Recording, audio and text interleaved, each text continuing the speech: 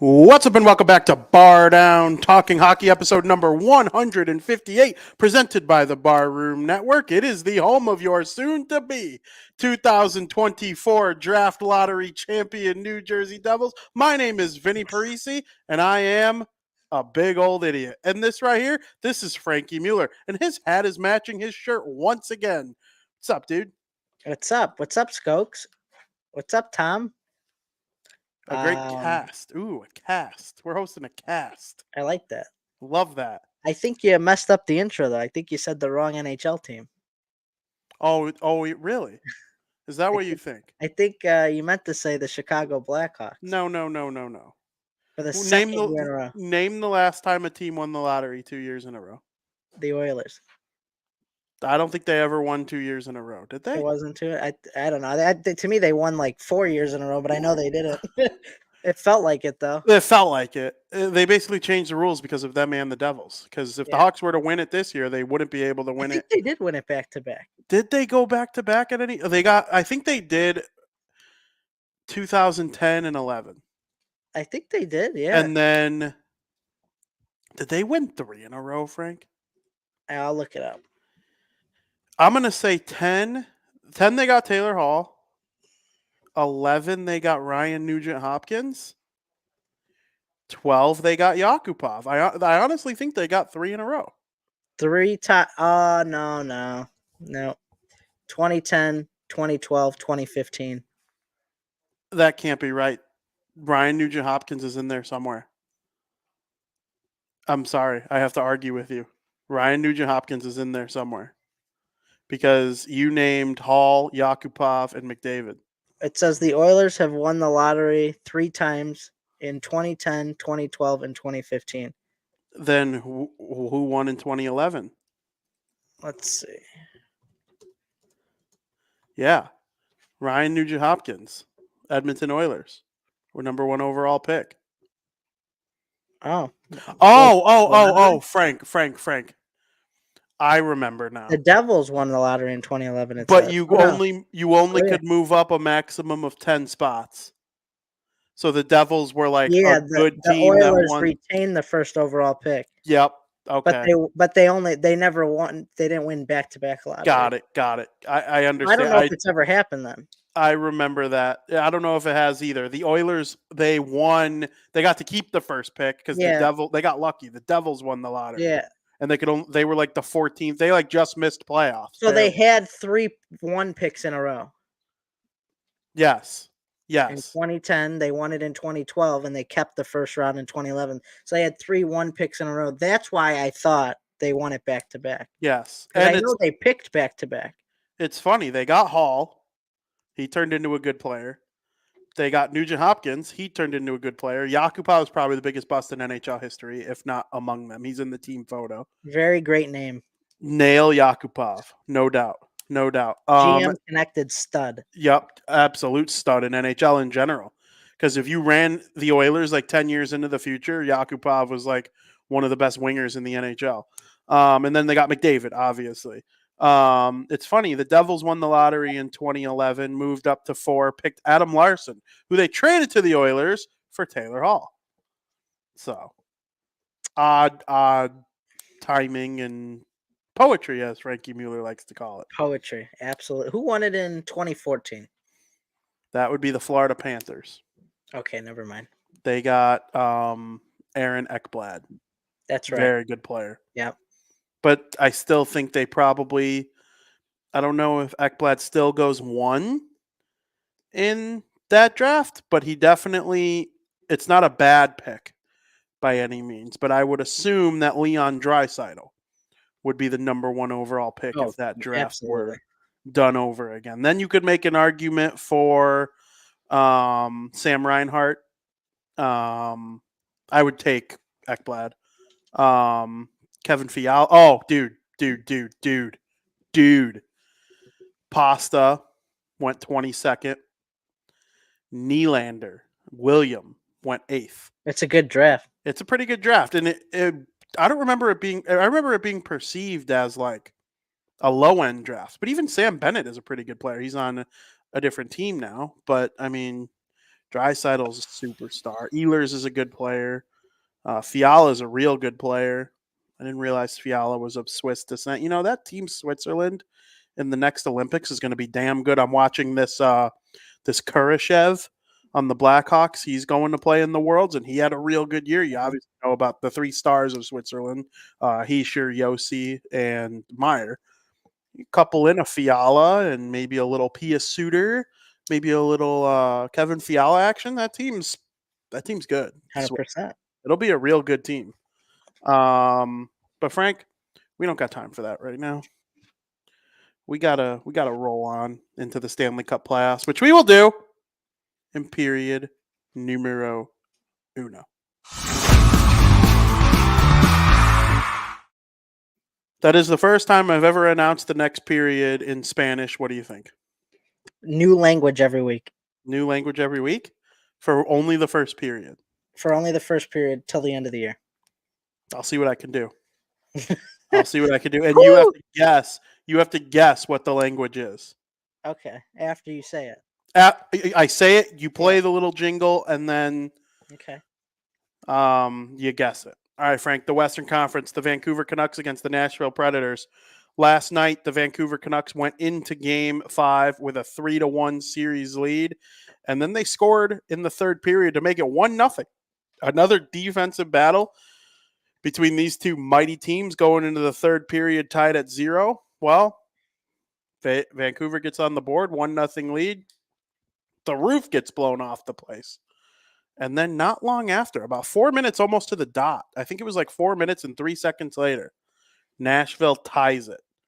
Then, towards the end of the third period, Nashville takes a 2-1 lead in the game. Vancouver is unable to tie it, and Nashville forces Game 6. What are your thoughts on this series up to what we've seen to this point in that game last night? Yeah, I'm very impressed with what I've seen from the Canucks in this series. They are a young team. I kind of doubt them a little bit in this series because they're so young. They lost Thatcher Demko. You're rolling with Silyov. So from what I've seen, I'm impressed up to this point. Now, they lost Game 5, which was a chance to clinch the series on home ice, but they got hunger in their eyes to win. Now, I will say, if you take a look at the Canucks history, the last time they made the postseason was 2020, which was the COVID year where more teams had a chance to get in because of the qualifying round or whatnot. Before that, it was 2015. So 2024 is really their one real postseason test with this one young core that they beat. But to take a 3-1 series lead over the Predators, who do have a lot of players on their team with playoff experience, says a lot about this team. And not only that, like I said, they're doing it without Thatcher Demko. And Silovs, I don't know how to pronounce his name. Silovs, who he got his first career playoff win in game number 4. They had to come back down late. They had a rally, 2 goals in the final 3 minutes of the game, and then you steal the game in overtime in the blink of an eye before I even could freaking get my eyes on it.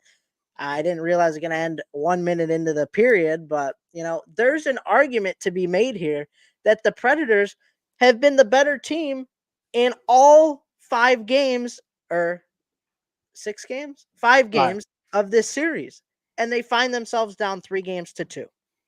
So the biggest question now, heading back to Nashville, is do the Canucks possess the power and strength and put your emotions aside and put the final nail in the coffin for the Predators? I don't think they do, to be honest, despite them having a 3-2 series lead. The final game of a series is always the toughest to win. And the way I've seen the Predators play in all 5 games, they've looked better.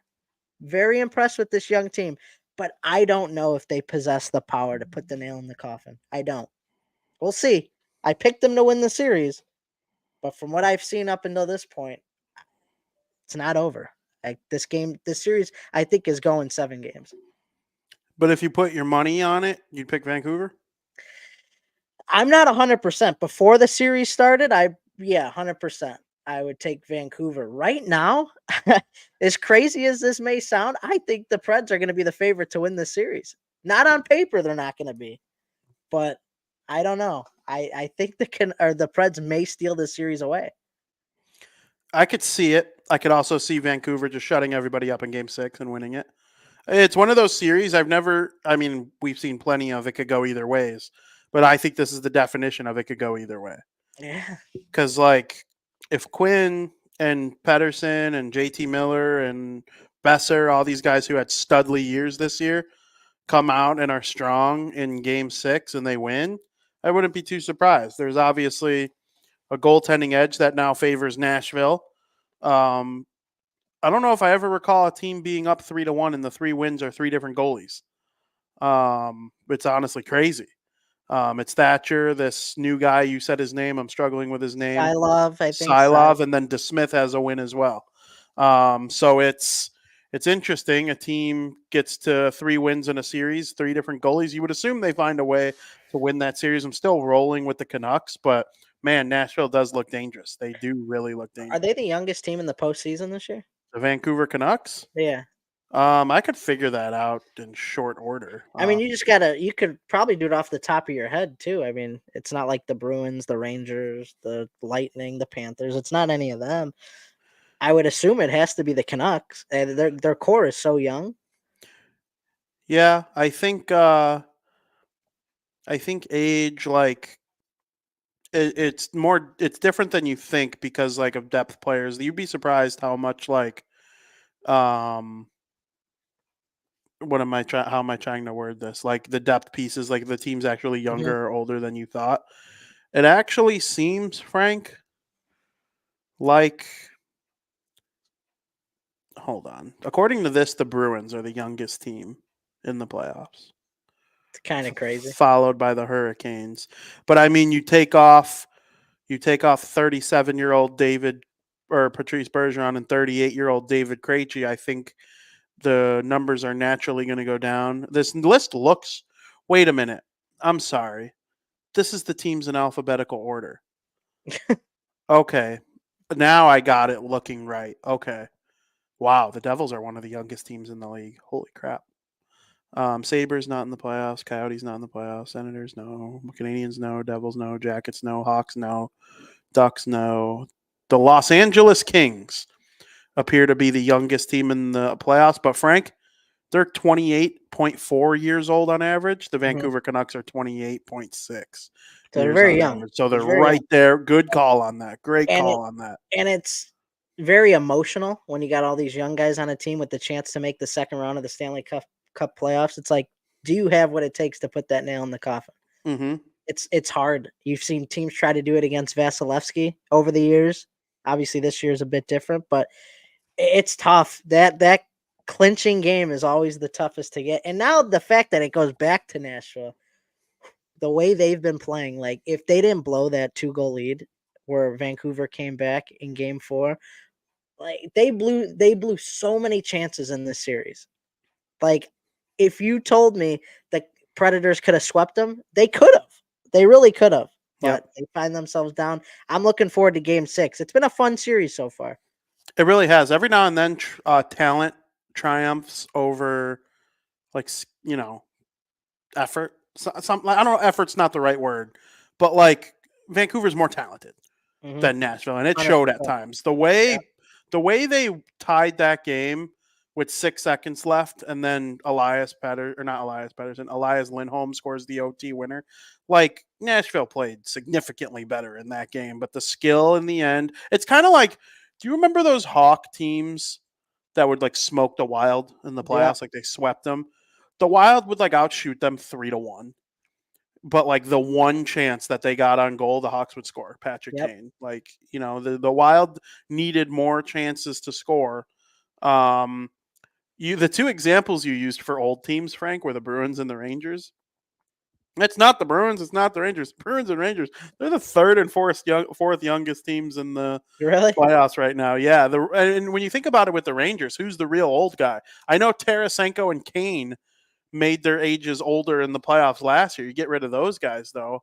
Lafreniere's real young. Kakko, real young. Panarin's in his early 30s, and so is Kreider. Zibanejad's young, but he's older. Zibanejad's young but old. He's like a veteran, right? In the middle of his prime. Same with Panarin. Kreider's on the older side. Kreider was a rookie in 2012 when the Henrique It's Over game happened. So he's been around a long time now. But yeah, Vancouver, young as hell. I hope they win. Yeah, But I won't be mad if Nashville wins. it really doesn't matter at the end of the day for me. I do think out of every series, this one is the most like, all right, come on, guys. Someone do something. Yeah, You know what I mean? Like, it's not that I don't like a good defensive battle. That's just not what this series feels like. It does feel like there's a lot of slop in this series. And I do believe that the winner of this series is going to be um, not handled, but I would predict them to lose to the winner of Edmonton versus Los Angeles Kings, and that's because I believe that Edmonton is going to win. Um, Edmonton has a 3-1 lead over the Los Angeles Kings. Frank, your boy Stu, unbelievable in the last 2 games. he Just listened. truly sensational.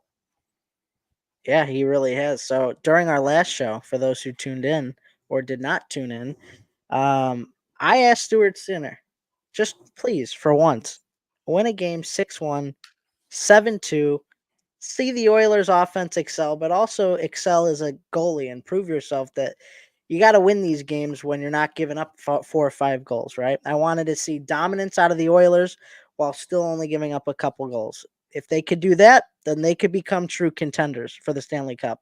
Well, Stuart Skinner followed that up that night by giving up 5 goals and losing in LA in overtime in game number 2. But however, games 3 and 4 were a much different story. Stuart Skinner and the Oilers granted my request. They actually nailed it on the head. They beat LA in game 3 6-1, which is exactly what I asked for.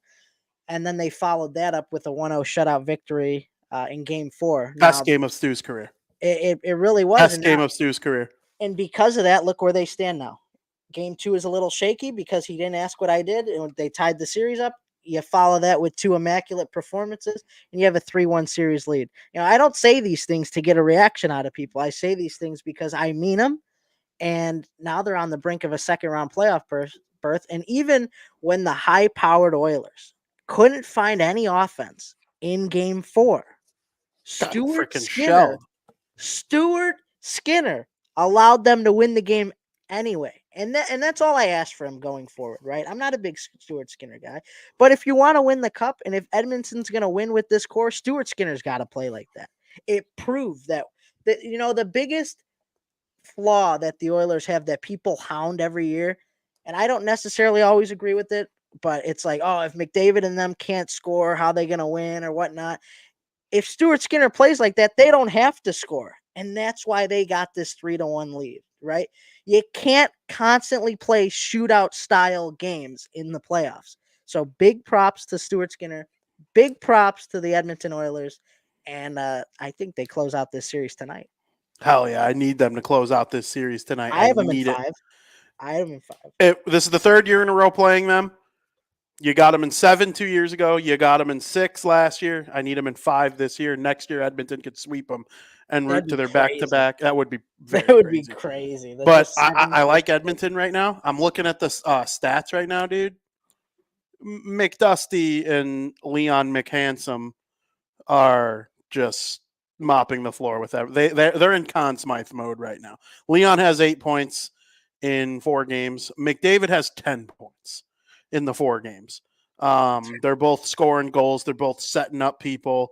There's a lot of Edmonton flavor in the top scorers, but there's just something about like McDavid. He gets his assists, right? It's almost like what you were saying about him getting the 100 assists. Like Yeah. it just like feels normal. But like I'm watching Leon Draisaitl play in this series, even though he has 2 fewer points, he looks different in the playoffs always. And we're talking 100-point regular season guy year after year after year. He's been really.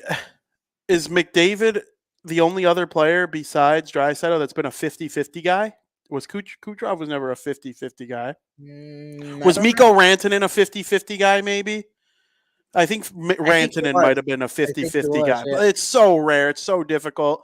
Usually you lean one or you lean the other. Like McDavid was close to being a 50-100 guy in the past. Last year, I think. But I mean, the things that Leon does. You call him a top 5 passer. I tend to agree he's a top 5 passer. I think he's definitely a top 5 goal scorer.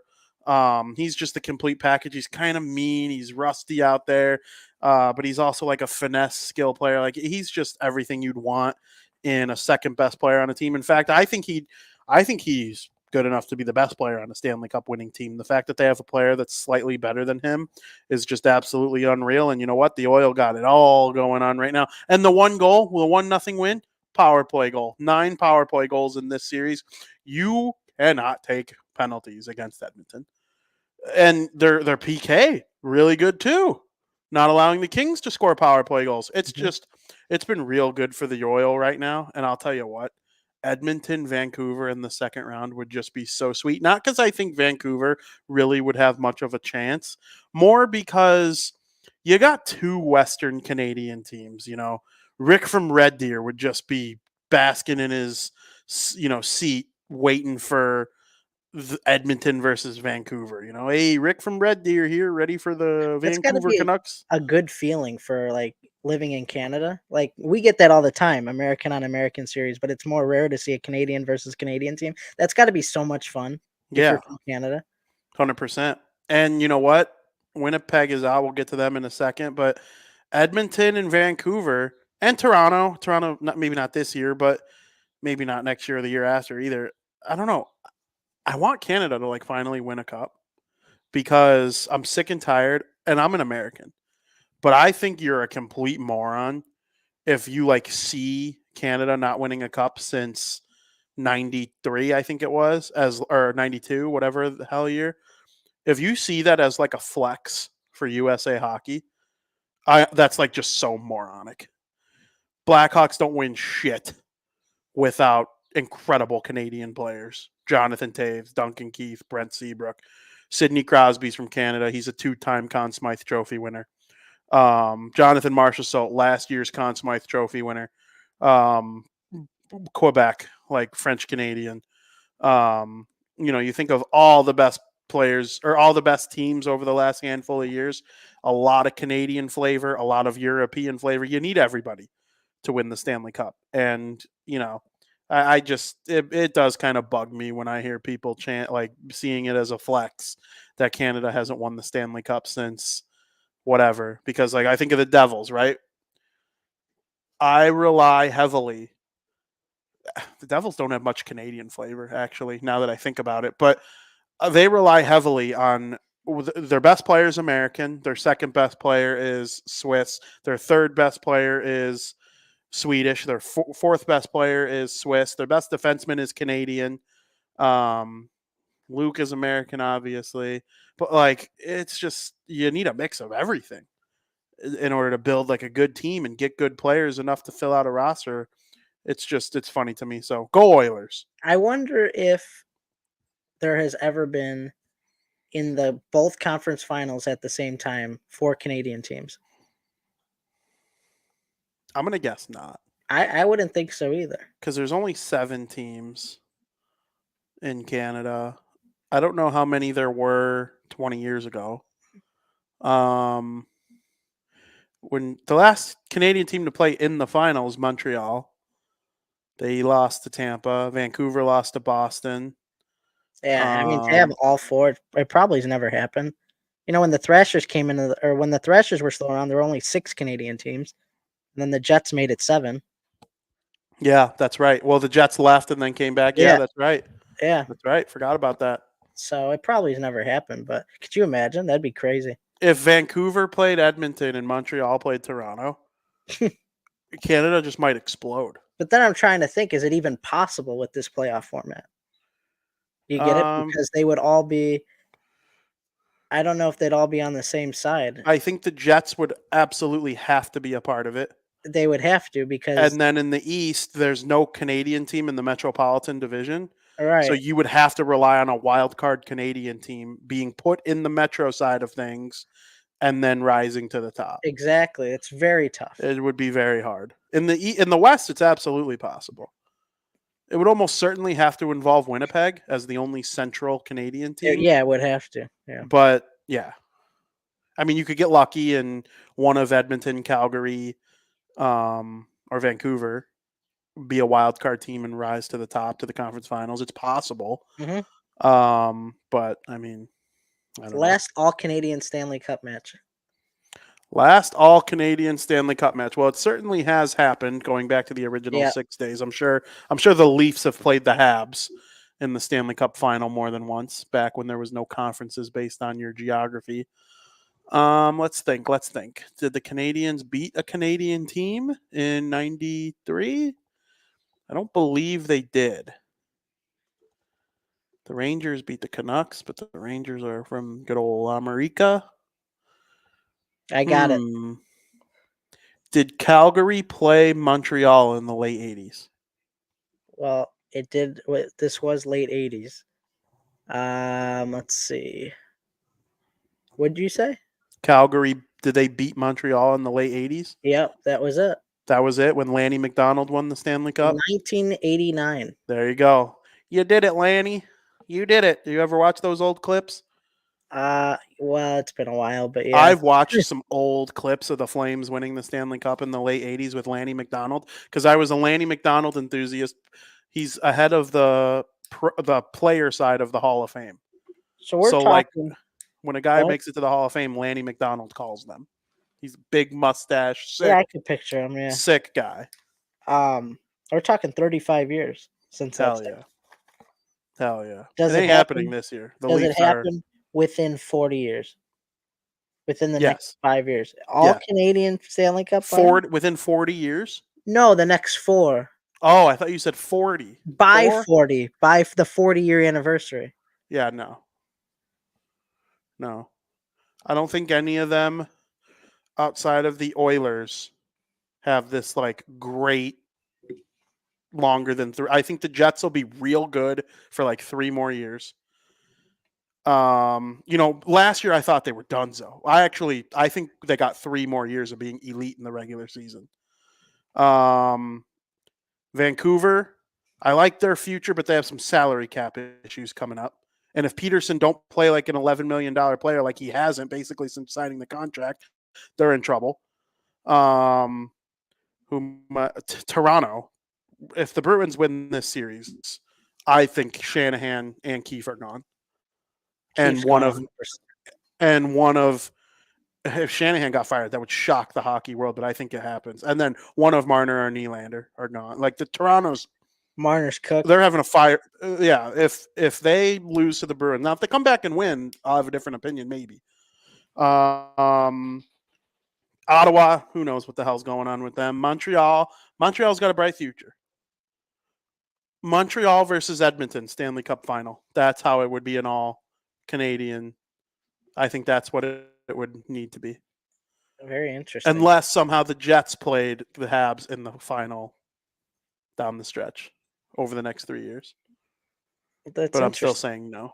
I'm saying no. I don't think it does either. Not in the next 5 years or whatever. No. Will we see a Stanley Cup overtime in Game 7 in the next 5 years? I want to. I really want to see that happen, but I'm going to say no. It has never happened. I know. I really want to see history. So bad. Dude, next goal wins the Stanley Cup. As long as it's not my team. I already stress enough. Like that would literally put me in like cardiac arrest. Yeah. Like I Hawks Devils start overtime. The Jack Hughes line versus the Bedard line. Winner wins. You'd be shitting your winner pants. Of the overtime. Like I wouldn't be able to I'd be in a canoe. And I think if the Devils lost like that, not to the Black, like just in general to anyone, I think if they lost like that, I wouldn't smile for a month. Hey, you just won $1 million. Cool. Nice. I mean, fucking that'd be the sick, worst dude. way to lose, honestly. It really would. But from a hockey point of view, if it were someone else, oh my God. That's what if I'm it saying. happened in this year's playoffs. Yeah, I don't want it to be my team. Edmonton versus Carolina. Here comes McDavid against Aho's line in overtime. Whew. Of game set. Like, what? Here's Gensel. Oh, the puck's taken away. Here's Draisaitl. Save made by Anderson. Up here it comes down the ice, and you got McDavid. McDavid shoots. They score. Game 7 overtime winner Connor McDavid. Like, oh my god. Oh my god. Whew.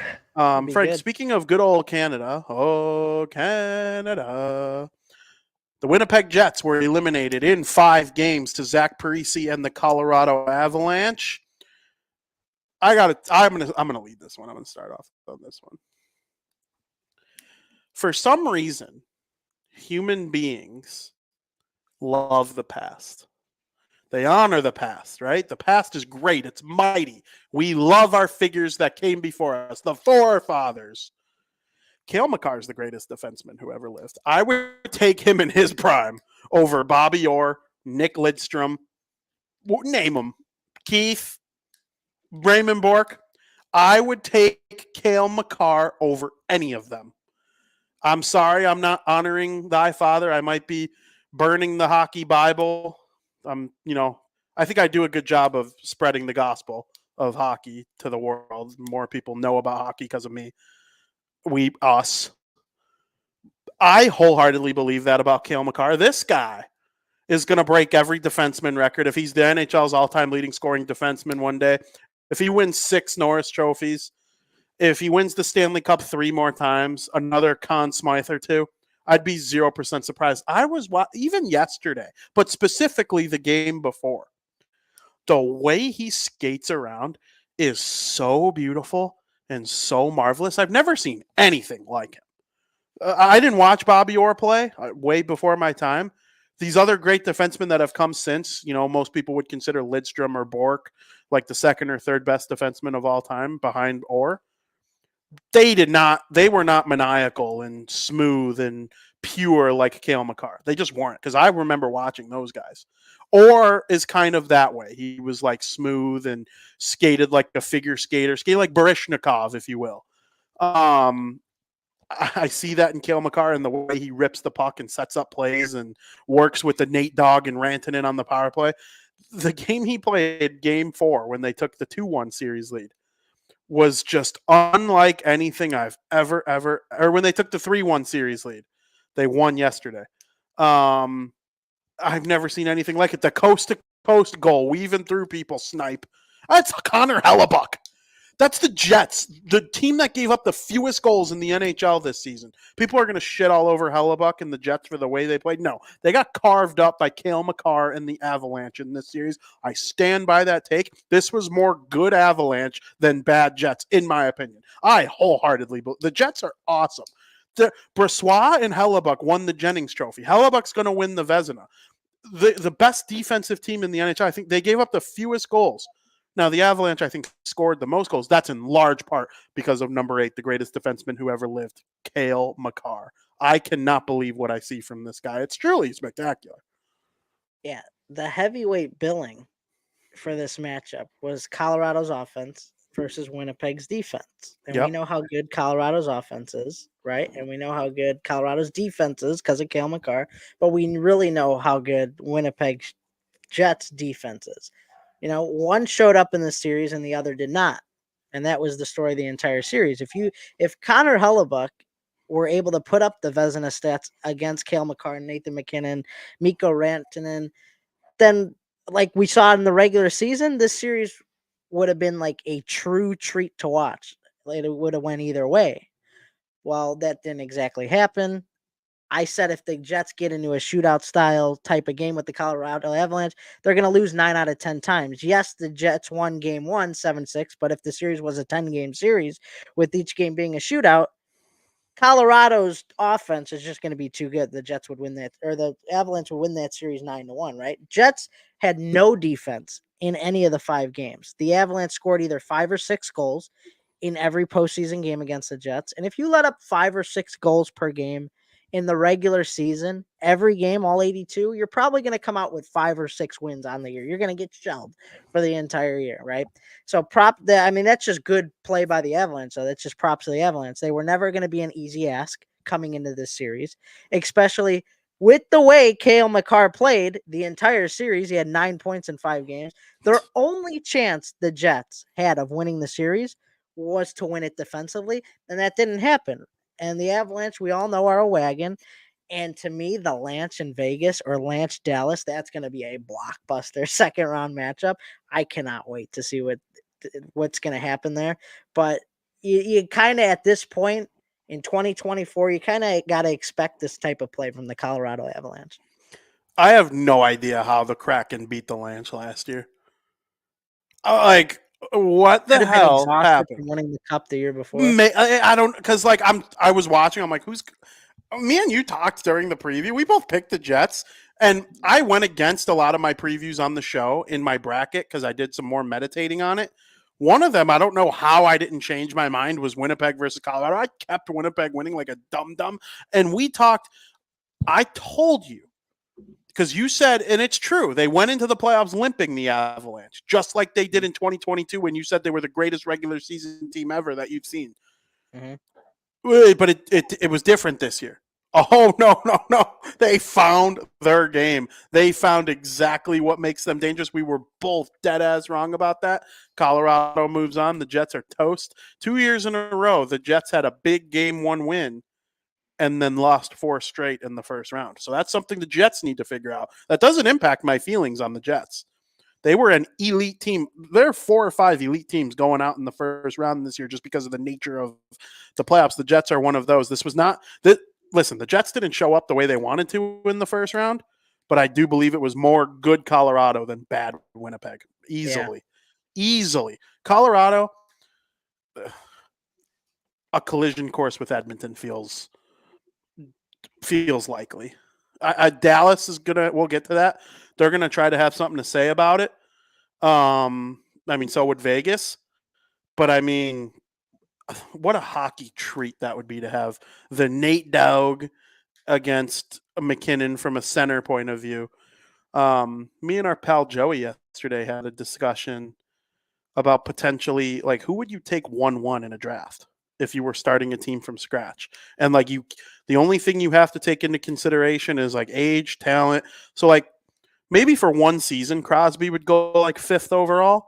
But if it were to build a team going forward, he'd probably go like 40th or 50th overall, just because he's 36 years old. Just like I think for one season, Ovechkin might go in like the top 50, but he probably wouldn't even be drafted in the top 100 if it were like going forward. Mm-hmm. And, so with that in mind, we debated McDavid versus Makar, number 1 overall pick. I don't think it's crazy to say Makar. I don't. I'm sorry, I don't. McDavid is the best player ever. I get it. The way Makar impacts a team and how they win is pretty much second to none. I mean, there is literal proof. He's the only player in NHL history to win, or in hockey history, to win the Hobey Baker, the Stanley Cup, a Norris Trophy, and the Conn Smythe Trophy. I mean, the things he's done are just... He's a Hall of Famer already, probably just as much as McDavid. He's got more hardware. Now, to go with what you're saying, is there a disadvantage that like McDavid can't win in Norris, so a guy like him can't have that accolade? No, but he's won the Hart Trophy twice. So like, I'm not shitting on McDavid. He's won the Hart Trophy twice. That is his award. That is the award for Connor McDavid. And I think he's actually won the Pearson 4 times or 3 times, which some players value more, because the Hart Trophy is just a bunch of bums like us who just watch hockey. The Pearson is voted on by the players. Who do the players think is the overall best player in the league? McDavid wins that. He's probably going to win that this year, even if he doesn't win the Hart Trophy, which he's not going to, I don't think. So, he might not even be nominated for the Hart Trophy. He wasn't in the Hall year when Hall won MVP. He was not nominated for the Hart Trophy, but he won the Pearson or the Ted Lindsay, whatever we're calling it these days. I'm telling you, dude, this Cale Makar, though, I don't know if I would take McDavid or Makar first, but like Matthews, McKinnon, Draisaitl, Kucherov, all the guys typically in line for second, they got nothing on Cale Makar. I mean, he's a stud, and there's not much else to say. He's truly a stud. Colorado will play the winner of Dallas versus Vegas, the only series, to be 2-2 after 4 games this season. Vegas allowing Dallas to tie the series kept it from being the first time since 1987 that none of the 8 series had a 2-2 tie. But alas, Dallas wins. Vegas is cooked. I mean, you would think so, right? But the series has been everything it's built up to be. A brand new series now, best of 3 to decide who takes on Colorado. Road teams won every game of the series so far, and this isn't the first time we've seen this from a playoff series before, where the road team wins every game up until this point. These series where this tends to happen are always a bit scary because now you think the home team has the advantage, like the Dallas Stars. Like you said, Vegas is cooked. You think the home team's got the advantage coming into game 5. But then you have to think that no home team in this series has won in the series. And it's hard to beat a team 3 times in a row. I think the winner of tonight's game wins the series. But if Dallas wins the series, it becomes that 11% VP that we talked about, how it's fun to rally behind those teams. They're down 2-0, only 89% of the time that team goes on to win the series or whatnot. So Dallas could be part of that 11% we were talking about. And, I cannot wait for game 5. Both teams throwing powerful punches. And the last one to land the punch is going to win the series. Wyatt Johnston's been great for the Stars. He's the Stars' leading goal scorer. Jack Eichel's been a goal-scoring machine on the other side for the Vegas Golden Knights. Neither goalie has really played bad. And interestingly enough, Aiden Hill's getting the start for game 5 over Logan Thompson. So there's literally been one of the best series of the first round. And I would expect nothing less. This series deserves to go 7 games. We need as many hockey games out of the series as possible, just for the entertainment factor alone. But, oh man, I cannot wait. What a series it's been. Honestly. I'm with you. I wish I was a little bit more, because Vegas mostly played like crap, even in the games they won. So, the fact that they kind of got dominated and still won 2. Now, that could happen again. Vegas is Vegas, right? Vegas. All of a sudden, Stone's got 2 goals, even though they're being outshot 10-2. Okay. Yeah. Hurdle has a deflection in front. It's now 3-1. Dallas has been dominating the whole game.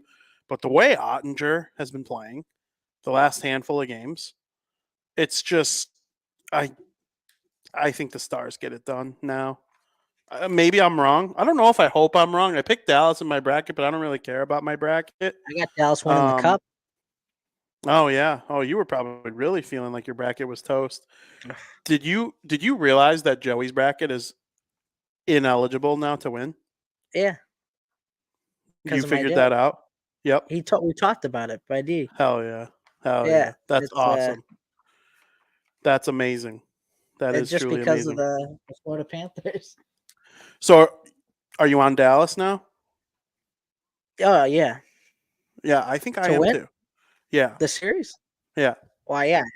I had him win the cup. I had to gotta ride him now. No, I know, but aside from picking him to win the bracket, though, you come back from down 2-0 in Vegas. Now you're going home. You're going home. Dallas is deeper than Vegas. Vegas has we won. We've done this before. We traded for Hurdle. We're Vegas. We traded for Hannafin. We're sick. The building could be as loud as we want because there's no decibel law in Las Vegas like there is in Dallas. People are probably doing shrooms and ecstasy in the bathroom. It's Vegas. It's fun. Dallas is better on paper. They are. They weren't last year. They are now.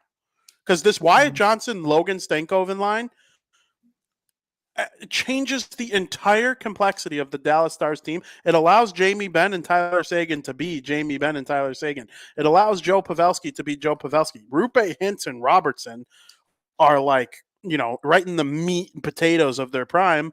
On defense, Ryan Suter, I feel like he's out there all game. He doesn't get off. And then Heiskanen is just sick. Ottinger's been playing well in goal. I like Dallas going forward. I do too. I thought of something random that has nothing to do with hockey that I want to share with you before the end of period 1. You've been watching Deal or No Deal Island, I assume. Of course.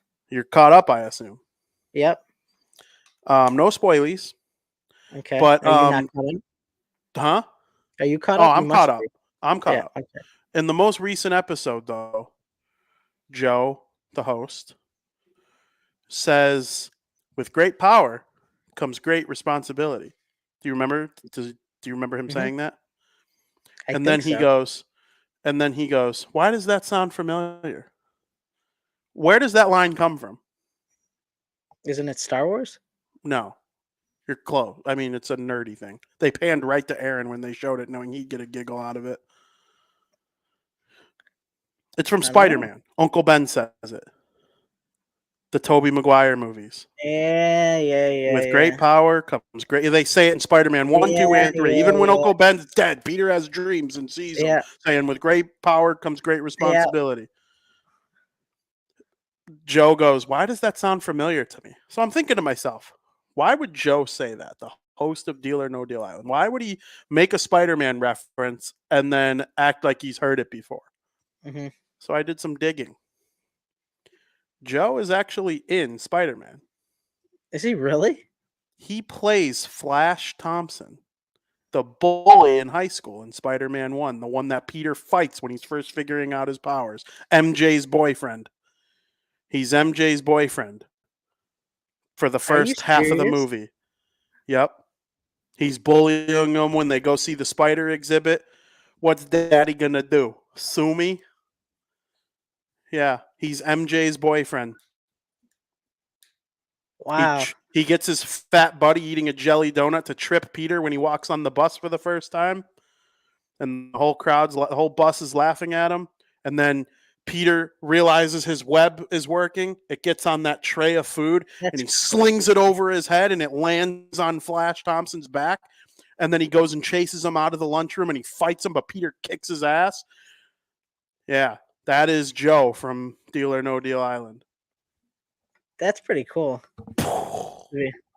And then he makes a I reference do to the remember him movie. say that. I do Yeah. remember. Now you're him going to say go watch Spider-Man 1. Sam Raimi's Spider-Man 1. Tobey Maguire, Kirsten Dunst, Joe from Deal or No Deal. Minor role, Flash. You know, he's in it. Still cool. But I like Dang. both Flashes. The Flash in the MCU is funny too. When I say penis, you say Parker. Penis, Parker. Do you like the Flash? The Like Flash. Flash? Haven't gotten DC? into it enough. Oh, the most recent movie though was good. No, it actually sucked, but it was like fun. I heard Madam Web is coming to Netflix. Are you gonna watch it? Oh yeah. Oh You yeah. have to. I have to You know have how much to. of a clown either you or Dylan are. Oh, we Probably both Dylan. agreed. We both agreed, though.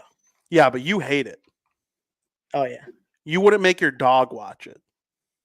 No, I think everybody should watch it because of how bad it is. Okay. All Like, right. Well, we are going to get into the Eastern Conference side of things after recapping the entire West in period number 2.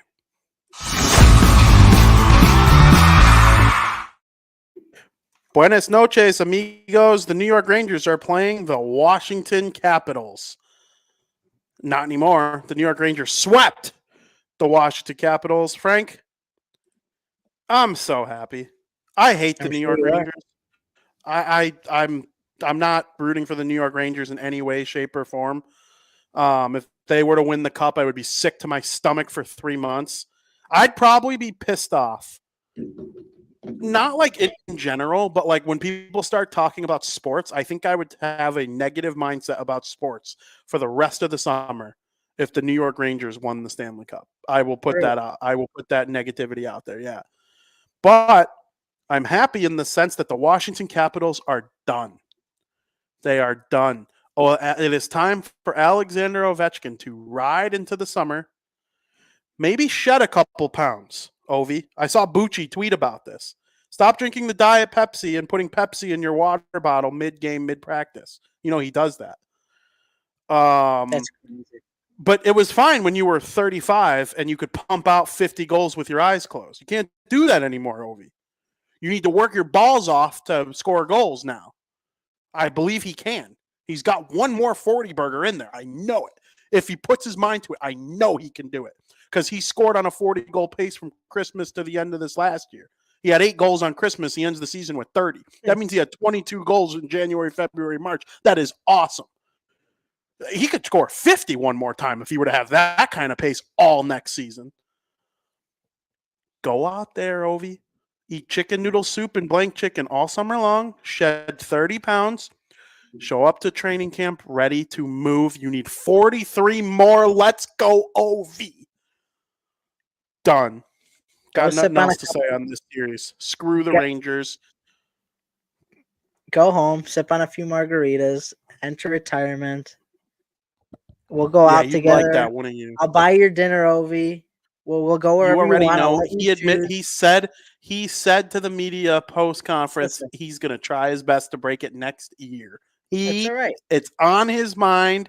That's He fine. wants to do it. He's gonna do it. That's fine. I'll buy him dinner. We could go for ice cream too, and maybe a He'd churro go. and I'd be Diet cool with Coke. it for like a week. Diet Coke. But I actually anyway, think it's plain Pepsi. Now that I'm thinking about it, he like puts Pepsi in his that's water fine. bottles I on know the you're not back. a Pepsi guy. I like Pepsi. Well, I have Pepsi right here. Oh God, It's all they why? have at Panera. That's all they have Mm. at Panera. But Let's- Ovi, when he breaks Wayne Gretzky's record, knowing he did it on Pepsi is going to make. You might as well add 100 goals to his total right now. The fact that he barely take care of his body for all these years. You know, Austin Matthews needs to eat nothing. Tom Brady needs to not eat tomatoes for the last 10 years of his career to play this long. Ovechkin's just doing it on pizza and Pepsi, chicken wings. This, back to the series. This was the only sweep of the first round. So Yep. it's very fitting that the only sweep of the first round was because the Capitals were the only playoff team that were sellers at the trade deadline. Yep. So it's almost like a waste of a postseason spot. I think Detroit would have been cooler to see get in or something like that. Everything I thought about the Capitals getting a chance at a Cinderella story was wrong. Or the Devils, yeah. I mean, it would have been better just in general. Like just anybody but Devils the would have beat the Capitals. Really. Rangers in 5. I thought Ovechkin would be motivated to try and take out the reigning President Trophy winners, but it was everything but. For the first time in Ovechkin's career, he was held without a goal or an assist in a playoff series. He only had 5 shots on goal in the entire series, which makes no sense to me. This guy should be getting 3 to 4 shots on goal per game, not 5 shots for the entire series. Lack of discipline by the Capitals hurt them also. The Rangers have one of the most lethal power plays in the NHL. They were able to score 6 power play goals across 4 games. So that one hurts for sure. If you're going to give the Rangers chances, they're going to capitalize. No pun intended. To not even give Kemper the net for one game is crazy to me. Probably would have made no difference. But if you're Spencer Carberry, you got to at least act like you care. The goalie change is more of a statement than it is to, will away to win, but it's more of a statement to the guys in the locker room. It just seems like the Capitals had no desire to win at any point. Bad showing by the Capitals. Not really what I expected. I expected a little more fire in their ass, but good for the Rangers. They're the only sweep of the first round of the playoffs. Yep, very good for them. Carberry is probably going to be nominated for Coach of the Year on Saturday when they make that announcement. But yeah, you know what? I wholeheartedly believe this, and I'm not making this up to fit my Ovechkin narrative. I'll say it even if he doesn't end up breaking it. Because the world explodes or whatever. He ran out of gas. I never once said Ovechkin's the same player that he once was. Too I much never diet. said still a 50 goal man or a 60 goal man or, a game wrecker out there like he was in 2018. He would lead the Capitals in hits and goals and points like he was just a complete package for a power forward. It couldn't have been easy on his body to score 22 goals in the last, however many games, especially since he's not blowing pucks past the goalie anymore. In order for Ovechkin to score goals in bunches like that, he's got to score in different ways, and he's talented enough to do so, as he showed. Tip-ins, net front battles, deflections, stuff like that. Every now and then he'll blast one on but that's not, there's a lot less standing still for Ovechkin than there once was. And we saw it in this series. He just didn't look like the same player. So summer, get fresh, be all about it next year. Stay And off the the Capitals are Pepsi. going to make. They're not going to play. They're not going to make playoffs next year. You don't think so? Unless they make drastic changes. That's what I'm doing if I'm the Capitals. I'm going into this summer. I'm like, who can we get to just feed Ovechkin? Because he scored 30 with Connor McMichael as his center. Connor McMichael's a good player, first round pick, nice middle 6 forward. we want to feed 38-year-old Alexander Ovechkin. I do also see a little correlation with TJ Oshie and John Carlson coming back from injury. Ovechkin's goal numbers rising back up. To be an elite goal scorer like that, you do need playmakers. I do think it's no coincidence Nicholas Backstrom's going to go to the Hall of Fame with like 800 whatever assists, and he's only scored like 200 something goals. Like, it's a lot of goals. But, to have that many assists, he played with Mike Green, and then Mike Green became John Carlson, the world junior hero, ended up on the Capitals. Like, it's going to be interesting to see what they do this summer, but I'll tell you what, next year is going to be fun with Mr. OV being, and we'll know by November whether or not this thing has a shot in April or if we're looking more towards the following year. But 5 goals by Christmas. Yeah, but then he'll have 28 to end the season. Oh, that's fine. That's fine. He had 8 on Christmas this year. Woo, how'd that work out? Freaking blast goals at a 50-goal pace from January 1st on. Tough. The greatest thing, whatever he ate on Christmas must have just been delightful. It really got him going. It must have been like some honey ham with like, Pepsi as the main flavor. But yeah, and the New York Rangers, the bread man, Artemi Panarin, he took a lot of heat for the way he played against the Devils last year.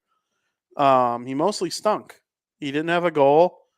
The Devils, I don't know if it was mostly them shutting him down because like Kreider scored a bunch of goals. Zibanejad was good. Fox was real impactful in that series. The Devils won in 7. I'm making it sound like the Rangers won, but they had players that showed up, and Panarin wasn't one of them this year. That can't be said. Nobody can critique the way Panarin played. He was awesome against the Capitals. He actually had the game-winning goal on the power play in that final game, the game that completed the sweep for the New York Rangers. They will meet their match when they play the Carolina Hurricanes in the next round. The winners in 5 over the New York Islanders. Frank, I know you like Carolina a little bit. I like Carolina this year too. I have them losing the cup in my bracket, but that's not here nor there. I think this was an interesting series. Carolina early was like, "What are you guys doing?" But by the end of the series, they looked like the Carolina that we know could just smoke the New York Islanders in any given moment. Listen, I nailed the series on the head. Canes in 5. Series being tight the entire way. Saw a double overtime game. Another game in the series was a 1-goal game. Islanders had a 3-0 lead vanish. Game 5 was tied 3-3 in the third period. Both teams, I thought this was interesting, were deadlocked at 6 5-on-5 goals heading into Game 5. I mean, every game was relatively close. The last game, 6-3, was a little inflated with some empty net goals, but the Hurricanes prove why they're a true contender to win the Cup. They're able to will themselves to win these close games. The true turning point in the series was blowing that 3-0 lead the Islanders had in Game 2. I also hate to always bring up special teams being the demise for teams because you could almost say it about every series in reality. The teams that have more success on the special teams in the postseason are going to win the series more often than not. But it's not always the case. But it was in this case. Islanders were dead last in the league on the penalty kill for most of the season. They finished the season 71.5% kill rate. That ranks as the second worst for a full season in the last 38 years. They only went 10 for 15 on the PK in the postseason, which is 66.6%, which is below their season low of 71.5%. They just don't have that playoff core that you need to make deep postseason runs. Ilya Sorokin, he's wilting away on this Islanders team. Anders Lee, Brock Nelson, Kyle Palmieri, these are great veteran players, but I think it's time to move on from these guys. This isn't a core that is going to win a cup. You got to make this roster younger and faster. I don't like what the Islanders are putting out, and they really never had a chance to win it all. Very fair. Carolina's the real deal, right? Like they're one of the 5 for me. They have everything they need. They added Jake Gensel. This Evgeny Kuznetsov, he's so back.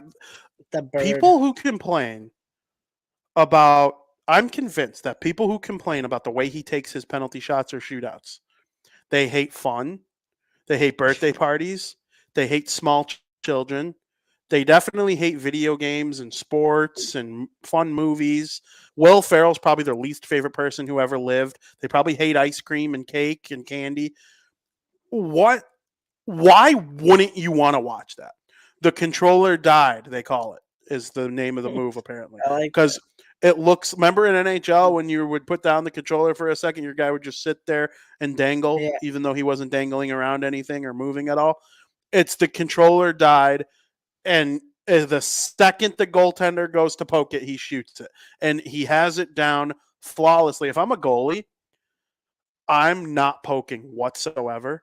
I'm just waiting for him to shoot and see if my reaction time is good enough, because you have a better chance of your reaction time being good enough than poking it away from him. He's just too smooth.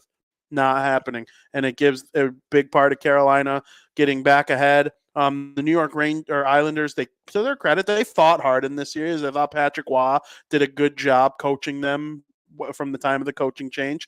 But the additions Carolina made with Gensel and Kuznetsov, Svechnikov is back looking better than ever. He had a goal. He was missing last playoffs. People forget that. Sebastian Aho, Teuvo Teravainen. Dude, Seth Jarvis might be like an all-star type player. He was their best player in that game yesterday. True top-line talent. I'm a big fan of his game. Martin Necas, good player. They're getting good goaltending from Fredo. Their defense with Burns, oh my God, Brent Burns still has it. He's not, the old Brent Burns, but when he gets his ice time, he makes plays in the offensive zone. He's still super elite at pucks getting through traffic, and that's always a skill. It's really a skill that won't go away because it doesn't rely on skating or mobility or anything like that. It's just really like having good eyeballs and a smart brain. And that's really not going to go away for Brent Burns, even up into his 40s. Like, there are some skills that I assume don't really elude you until you're in your late 50s, early 60s, maybe even 70s. Having a smart brain and good eyes, that's not going to go away for Brent Burns. I think the way he plays ages well. Unlike a guy like Christopher Letang or Duncan Keith or Brent Seabrook, like those guys take beatings. Brent Burns is he's smooth, he's silky, and he's helping Carolina go far.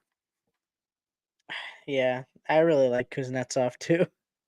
Kuznetsov is sick when he does I the like flat. Another thing that pisses everyone off. That was so funny. Electric Factory.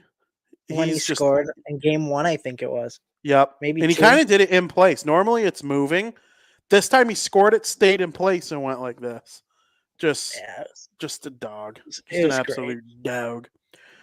Frank, to the shock of many, the Tampa Bay Lightning lost in 5 to the Florida Panthers in the Battle of Florida. The series did not go the distance the way some thought it would, some maybe even including me.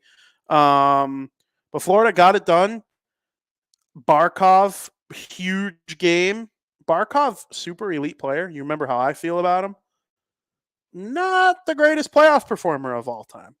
He's only got like 12 goals in 50-something playoff game. Like, we've seen Barkov in the regular season be one of the Selke. He's going to win his second Selke trophy at the NHL Awards this summer, I think. He's always dominant, lots of points. It just hasn't always been there in the playoffs. Now, in the playoffs, he gets the hard matchups. He's playing against, Point and Stamkos in the center point of view. If they're playing the Bruins, he's got Bergeron, right, back in the day. If they play the Leafs, he's got Austin Matthews, Tavares, whatever the case may be.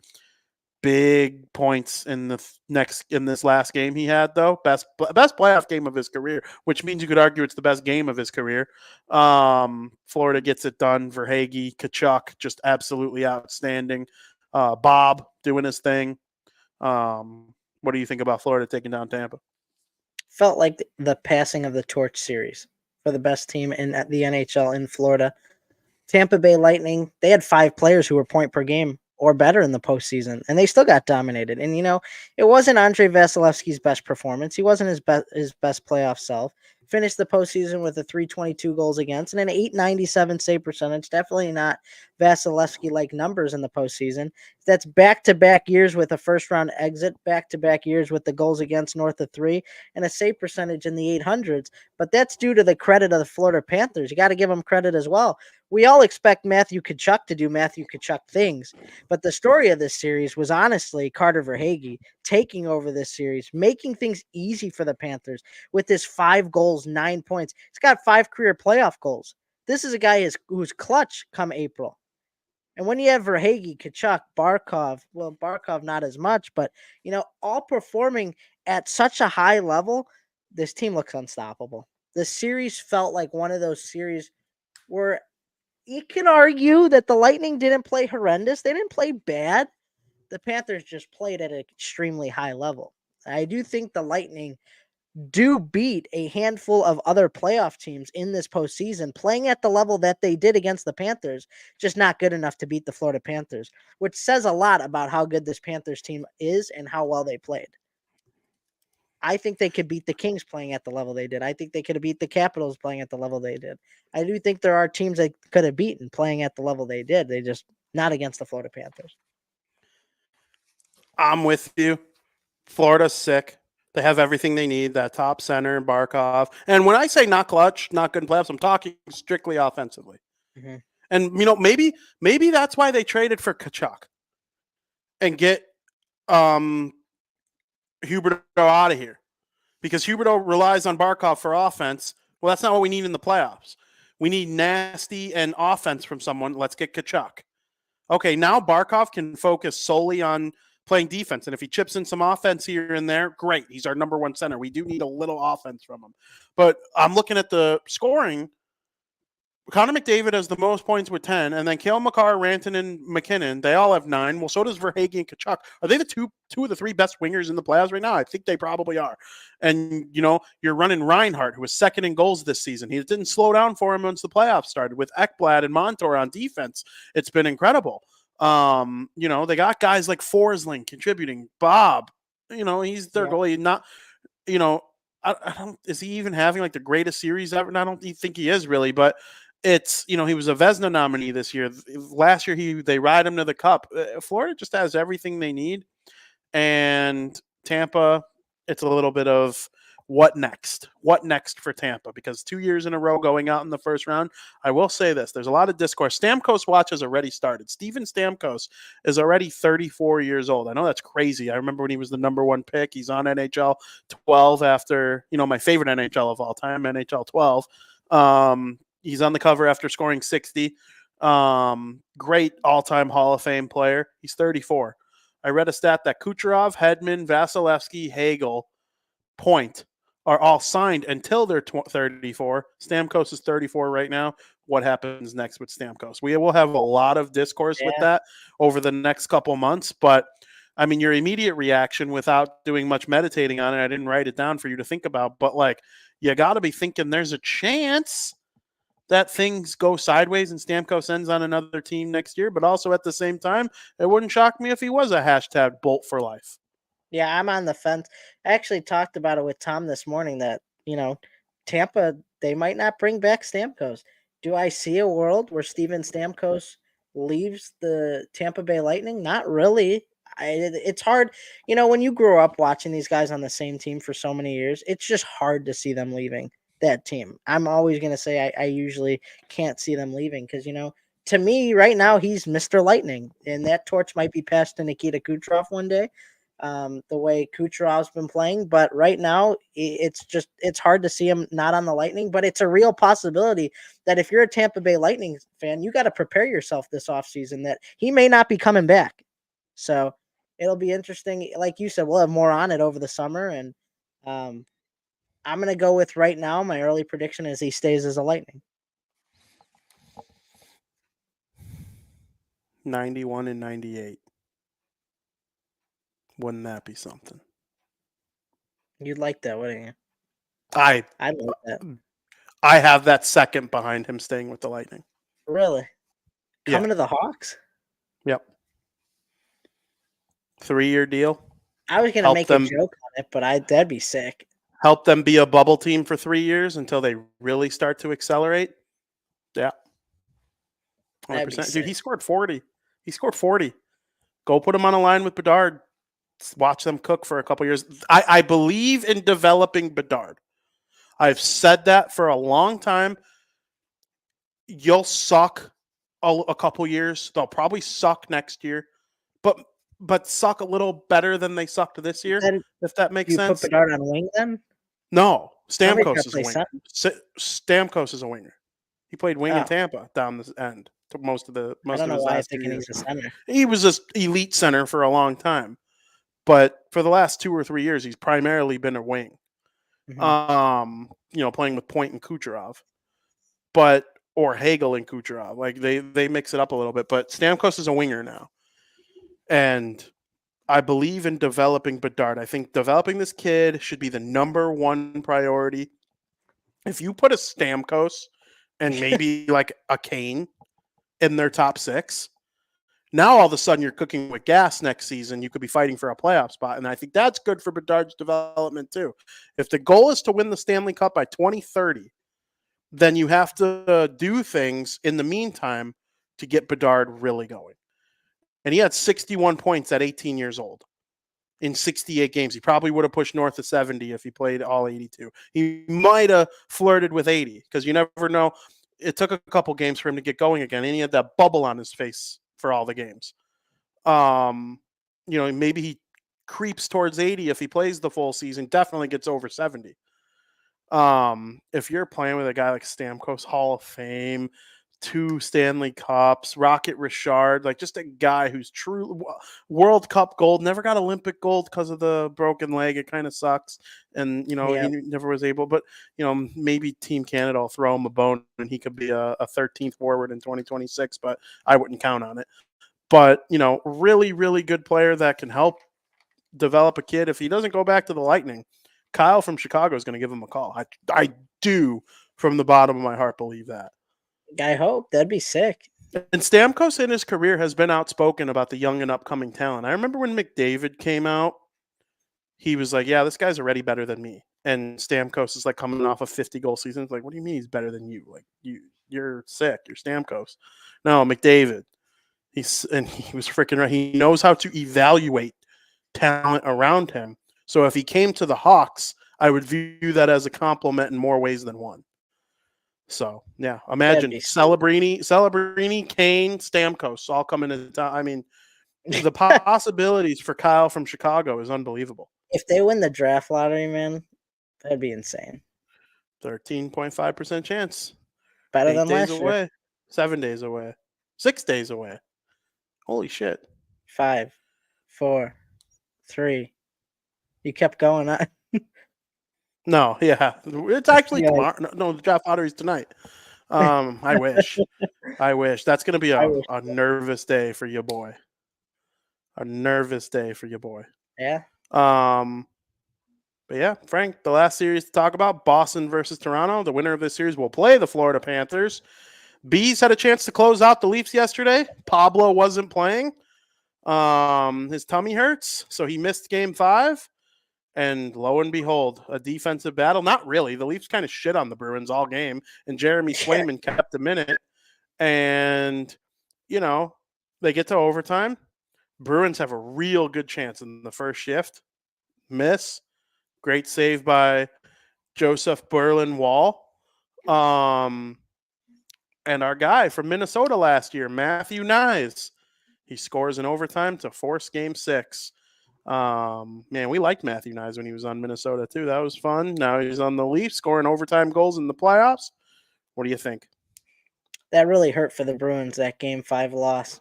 You have the chance to close out the series on home ice without Austin Matthews playing in the lineup. Got to take advantage. Now, like you said, Joseph Wall played great. He played fantastic. But that could be a scary thing for Bruins fans if Wall starts to get a little confidence in this series. Bruins were in this situation last year, up 3-1 of the Panthers, and blew it. So they can't afford the same outcome here.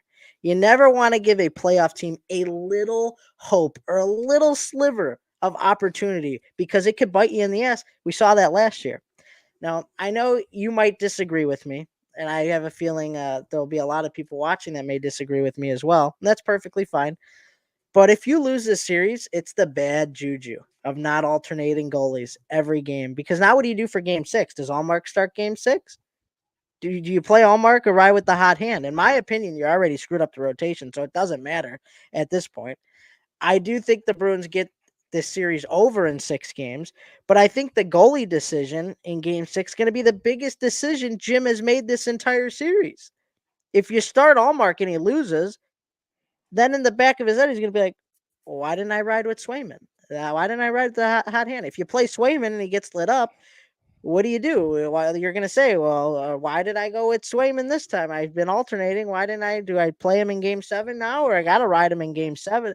This series to me has been more of a mentally, like a mental battle instead of like a mental chess match instead of anything else.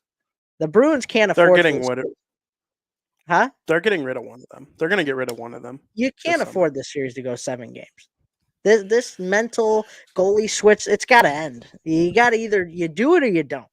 Like, what would you do for game 6? Are you starting Allmark or are you starting Swayman? I would start Allmark. That way Swayman could be the guy for game 7. Because then if you start Swayman in game 6, he gets rocked. Then who do you go to in game 7? Well, that's what I mean. There's bad juju in this series. I don't like it. I don't like it. No, I don't disagree with you. I think you're spot on. They need to trade Swayman to the Devils this summer. That's basically what it comes down to.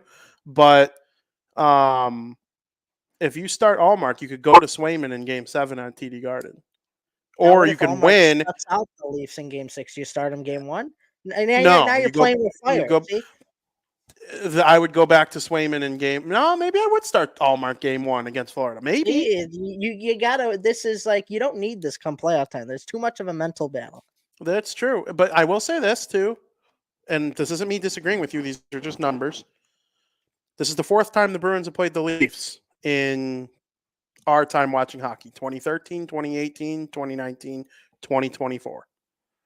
In 2 of the 3 so far, it went Bruins win game 1, Leafs win game 2, Bruins wins game 3 and 4, Leafs win game 5, Leafs win game 6, Bruins win game 7.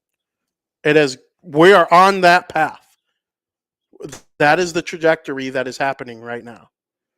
And you know what? If it happened again, I really would not be all that surprised if the Leafs won game 6 and then the Bruins won game 7. Now, on the contrary, there's last year where the Bruins ended up getting shelled after blowing a 3-1 series lead. They lost in game 7 in overtime.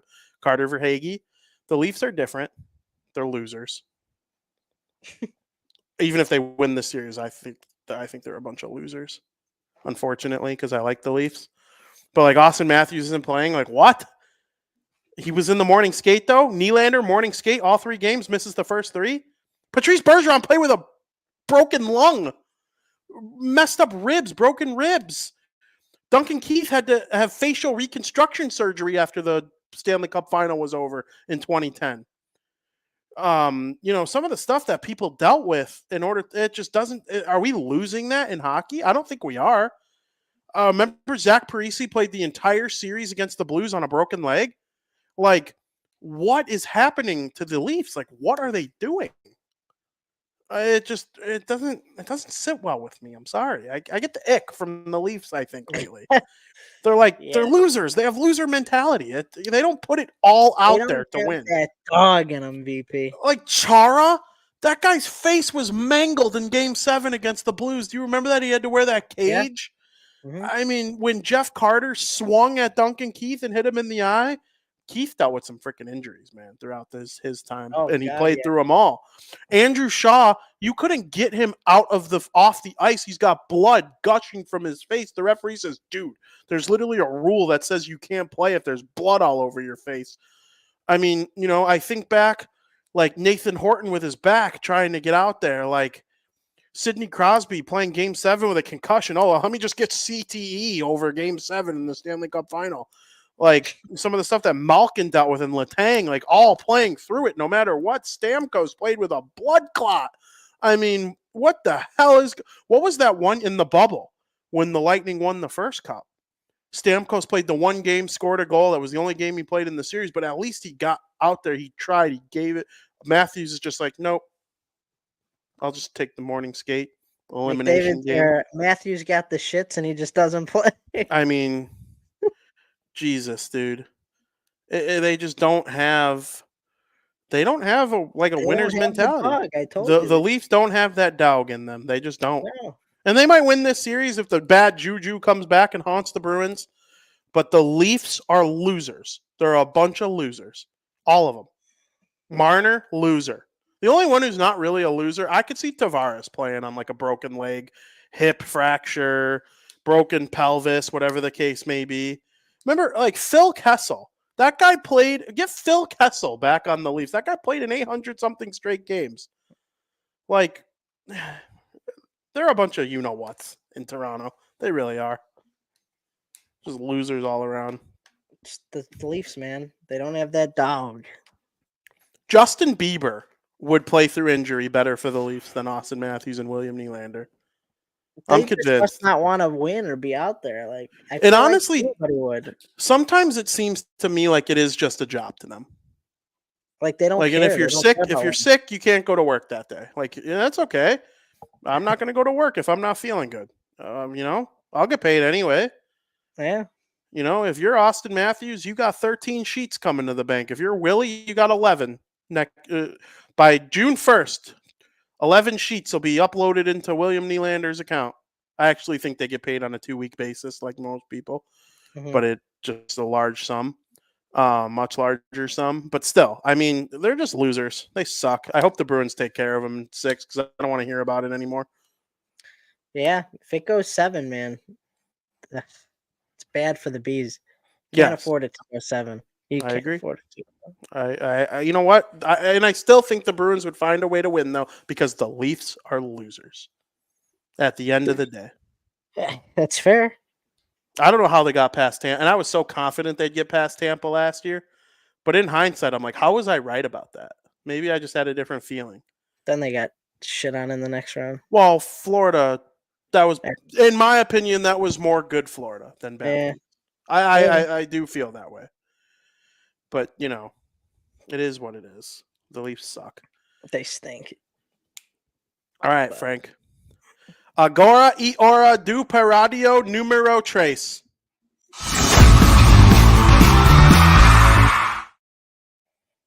What language was that? Spanish? No, but it was a language that is very close to Spanish. Agora y hora do periodo numero tres. You're only doing it for the first period. I know. I just wanted to throw one at you because I knew it would be close enough for you to understand it. Colombian. No. You're not going to guess it. I don't think. It was the great language of Portuguese. Yeah, and I was going to say like Peruvian or something. Well, they speak Portuguese in a lot of South American countries. And, kind of that and Spanish have very similar properties, both phonically and grammatically. Frank, period 3. We can talk about whatever the hell we want. Let's start with the 2024 NFL draft. With the first pick in the 2024 NFL draft, the Chicago Bears select Caleb Williams, quarterback, USC. Bears got their guy. What's up, dude? What's up, VP? How you feeling about good old Caleb coming to be our QB1? I feel great. There were 5 QBs taken in the first 10 picks of the first, or 5 QBs taken in the first 10 picks of the first round. First 3 picks all being quarterbacks. I love the Bears draft. I love Rome or whatever the wide receiver they got at Rome 8, 9. Were they 8 or 9? 9. Yeah, I mean, Caleb Williams, stud. The Michael Penix Jr. was a bit of a head scratcher. Still, to me, to this day, it's still a head scratcher. I will never understand it. I mean, the only thing I could think of, which is dumb to do in a draft, is that they wanted to take him and use him as trade bait, trade him somewhere, get something for him. Still stupid, though. I don't know why they would do that. If they passed on him, though, he wouldn't have been drafted till like 50. Yeah, right. So yeah, he wouldn't have gotten shit. It'll be interesting, Marvin Harrison Jr., how he does with Kyler Murray. Probably not going to do as great as people think in his rookie year, being on a really bad team. That's just my opinion there. But yeah, I like what the Bears did. I'm excited for this season. My prediction, I've been spot on the past 2 years. I don't know if you knew this. 2 years ago, I said they'll probably get around 3 wins. And then last year, I said they'll get about 8 or 9 wins, and they got 8 wins. So this year, I'm going 7. Well, I was close, but this year, 10 or 11. 10 or 11 wins for the Bears. Very fair. The only thing that scares me is their division. Green Bay is good. Detroit is good. Minnesota's decent. We'll see how JJ plays. I don't think JJ is going to start for them right away, but we'll Their see. schedule's pretty easy, though. Did you take a look at Yeah, they have a third. Oh, the Bears. They have a last place schedule. Yeah, Yeah, they got like the they're going to Patriots, the play all the teams that came Commanders, in last. They're going to play all the the teams that came in Panthers. last in the NFC, and all the teams that, or one team that came in last from the AFC. That'll be their extra game. Yeah, we'll see. I like the difference between Caleb Williams and Mitch Trubisky / Justin Fields that came before him. About a month before drafting Mitchell Trubisky, they signed Mike Glennon to a big contract. About a month before drafting Justin Fields, they signed Andy Dalton to a pretty lengthy contract for a lot of money. They did not do that with Caleb Williams. He will come in knowing for an undisputed fact that he is QB1 going into training camp. He's not losing the job over Tyson freaking Bagent. Okay, and Rome Odunze is really, really good player. He was incredible for Washington this year. I like that they drafted a punter. I don't normally agree with drafting punters, but guess what? This guy is a... Who do you think in the world I trust the most with an opinion on punting? I don't know. It's somebody I watch relatively frequently, especially in the winter. Pat McAfee. Pat McAfee knows his punting. Okay, he was a punter in the NFL. His way of analyzing punting is kind of unlike I've ever heard anybody else. He reviews punters similar to like how Tom Brady would talk about a quarterback, right? Mm-hmm. Obviously on a much smaller scale, but he loves this kid from Australia and thinks he has an absolute boot. And apparently Caleb Williams texted him, "Hey, hopefully you don't have to punt too much." That's good. That's true. You don't want when the punter out there. That's a bad thing, but you still need a good one because it helps your offense and your defense to have a good punter, and it also helps your head coach because if you're down late in a game by one score and you get to fourth down, but you need a stop, you could get a stop and then try to score one more time to force overtime or win. You got a punter that could pin a team within 5 yards of the end zone. And you believe in your defense to make that one stop. Now, all of a sudden, the offense is going to get it with one more try at midfield. The cause and effect, the butterfly effect of having a good punter is very real. It is very real. And I'm happy the Bears did it. I don't know what the hell the Falcons are doing. I honestly think I thought drafting Jordan Love when you still had Aaron Rodgers on back-to-back he was about to win back-to-back MVPs. That was a boneheaded move by Green Bay. But in the long run, it kind of proved to work out a little bit. Jordan Love's a pretty player. Aaron Rodgers took some ayahuasca and decided he wanted to be a New York Jet. Well, it worked out a little bit. They signed Kirk Cousins this offseason. They didn't have a Hall of Famer in his late prime the way Green Bay did. It's a little bit different. It's stupid. It's dumb. Dumb organizations stay dumb organizations until they no longer act dumb. Right now, the Bears are kind of in that trajectory to no longer be acting dumb. But the Falcons, they're the bet that they made. They paid Kirk Cousins a lot of money. They drafted Penix Jr. Good player, right? He was awesome in college. Thought he was a real good prospect that maybe might get some development. But man, and it's not. If the Falcons took him in the 6th round or the 5th round or maybe even the 4th or 3rd round, it would make sense. You draft a guy, you're going to develop him behind Kirk Cousins. It's great. Yep. 8th? You could have had a Dunze or Brock Bowers or one of these guys who's sick at a different position. It just didn't sit well with me. They're just dumb. It doesn't make a lot of sense. What about Drake May to the New England Patriots? My Pats. I like it. I like Drake May a lot. I like him better than Jaden Daniels. I think Jaden Daniels is... Yeah, I think he's diet Justin Fields.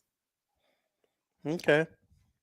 He runs the ball too much, and he's probably not as good, to be honest, as Justin Fields. Well, Brian Thomas Jr. and Malik Neighbors had great years with Jaden Daniels throwing them the ball. So we'll see how that translates to the Washington football team. The Commanders, as they call them. I was looking forward to Sam Howell. So I haven't been impressed with the Commanders' quarterback decision. So it's going to be another one I don't think I'm going to like as well. No, they drafted RG3 2nd overall, very similar type player to Jaden Daniels, but RG3 dealt with a lot of injuries after a really successful rookie season, and Andrew Luck turned out to actually be the generational talent at first overall to the Colts that we thought he would be. If he didn't get so many concussions and retire early, he probably would have been a Hall of Famer. You can argue he's a Hall of Famer now, but he probably won't make it because of the only 8-year career or whatever. But yeah, that's the NFL draft. I thought it was pretty good for the Bears. No cooler name in a football draft that I've ever seen than Kool-Aid McKinstry. Yeah, that is funny. Love Kool-Aid. That is very funny. Pat McAfee, and this is something Tom might be able to associate with. Pat McAfee asked Bucci what, in his opinion, is the greatest hockey name of all time. And Bucci's answer, this guy played for the Calgary Flames. He wore number 12 long before Jerome McGinley came along. His name was Håkan Lube. Håkan Lube. And I want a Håkan Lube Calgary Flames jersey now. So bad. So bad. He's a Swedish guy. Scored a bunch of goals. Won a Stanley Cup with Lanny in the 80s against the Canadians. I didn't even think of that. Håkan Lube. What a good Probably player. could get one fairly easy, right? Yeah, and if I can, I want one. That's going to be my Flames jersey. I've wanted a Flames jersey for a long time. Håkan Lube. What number? 12? He was 12. Isn't that a good hockey name, though? Håkan Lube. It's very good. That's a good to one. To be honest with you. Yeah, Håkan Lube, Cal Clutterbuck, of course. And then I think Nino Niederreiter. Yeah. Yep. Yeah. And they were traded for each other, which is the best part about it. Frank, this weekend, Sunday, Cinco de Mayo. It's on my Mount Rushmore of holidays. What do you like about Cinco de Mayo? Really on your Mount Rushmore? Oh, really? without hesitation.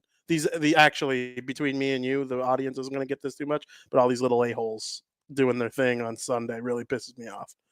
Like, really pisses me off. You're ruining a Mount Rushmore holiday. We'll be able to spend it together, though. That's 100%, which is nice. But I'll tell you what, a-holes, all of them.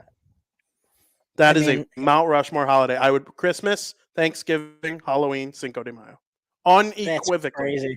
Unequivocally. Oh yeah, I love Cinco de Mayo. I'm pumped. Okay.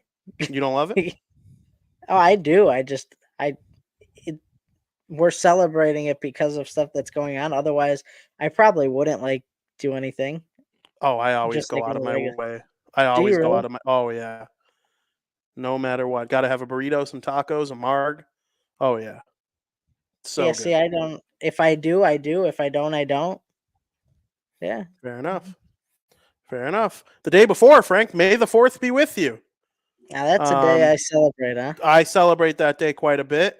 We're gonna get real nerdy here, Frank. Okay. To celebrate May the 4th, we're gonna have a couple Mount Rushmores. I wrote down 3 Mount Rushmores. We'll start with video games. What are your Mount Rushmore of Star Wars video games? Jedi Fallen Order, for sure. The game's so much fun. I haven't played this one, but I've watched video and I know the game inside and out, so I'm going to include it. Jedi Survivor. Yep, because I know everything about the game. Look at that, I know everything about the game. Lego Star Wars: The Skywalker Saga. It's one of the greatest Lego games of all time. So much fun. Love it. And then Star Wars Battlefront 2. Because I played that so much growing up with you guys. It's just a fun game overall. PlayStation 2. It was so much fun. I have so many great memories with it. But there aren't, I got to be honest. I haven't played every Star Wars video game there is. There's a bunch. Knights of the Old Republic. There's even some for the Nintendo 64. There's Episode 1 Speed Racer, it's called. There's so many Star Wars games out there. But from the ones I'm familiar with, that's my Mount Rushmore. 100%. Mine will be ones I'm familiar with too. Maybe not necessarily gameplay or, critics might hate this, but it's the games I played and enjoyed. No specific order. Star Wars Bounty Hunter. It was a game where you were Jango Fett and you rolled through this story mode. Me and Joey used to play it till the cows came home. Loved it. Star Wars Battlefront 2. We agree. Very much love it. Old PlayStation 2. It was basically Call of Duty before Call of Duty because it had the same type of games. There was their version of domination where you had to secure the objectives. And I remember every now and then you'd hear, Darth Vader has entered the match, and you would look around and like there's Darth Vader with his lightsaber effing shit up. Like it was cool. I would say Lego Star Wars: The Skywalker Saga. I had that as well. I was debating like should I just pick one of this, but like the Skywalker Saga, you got everything in it. It's all the best Lego Star Wars games put into one. So Lego Star Wars: The Skywalker Saga. And then I don't know if you ever played this one. I believe this one's number 1. It was Star Wars Episode 3: Revenge of the Sith. That was Like, my game. it was And a Joey video has game. it. Oh, You know that. That makes sense, actually. Yeah, we probably stole it from you. And I let him borrow it. I never got it back. Yeah, well, you didn't ask. I love that game. I'm putting it on the Mount Rushmore. You rolled through the story, and it was like I remember you yielded lightsabers in that game for the She first would like time. that game because she Yes. loves Episode 3. Episode 3 is It's good. a whole Good video people. game around Episode 3. Yeah. Now, what would I bump off when I finish Fallen Order and Survivor if they end up on my Mount Rushmore? Probably Lego Star Wars and Battlefront 2 or Lego Star Wars and Bounty Hunter. But Revenge of the Sith is staying for sure. You got to finish Fallen Order. Where I am in the story, just the other day, I got chills watching the cutscene. Wow. Is there stuff relatable, like characters you know?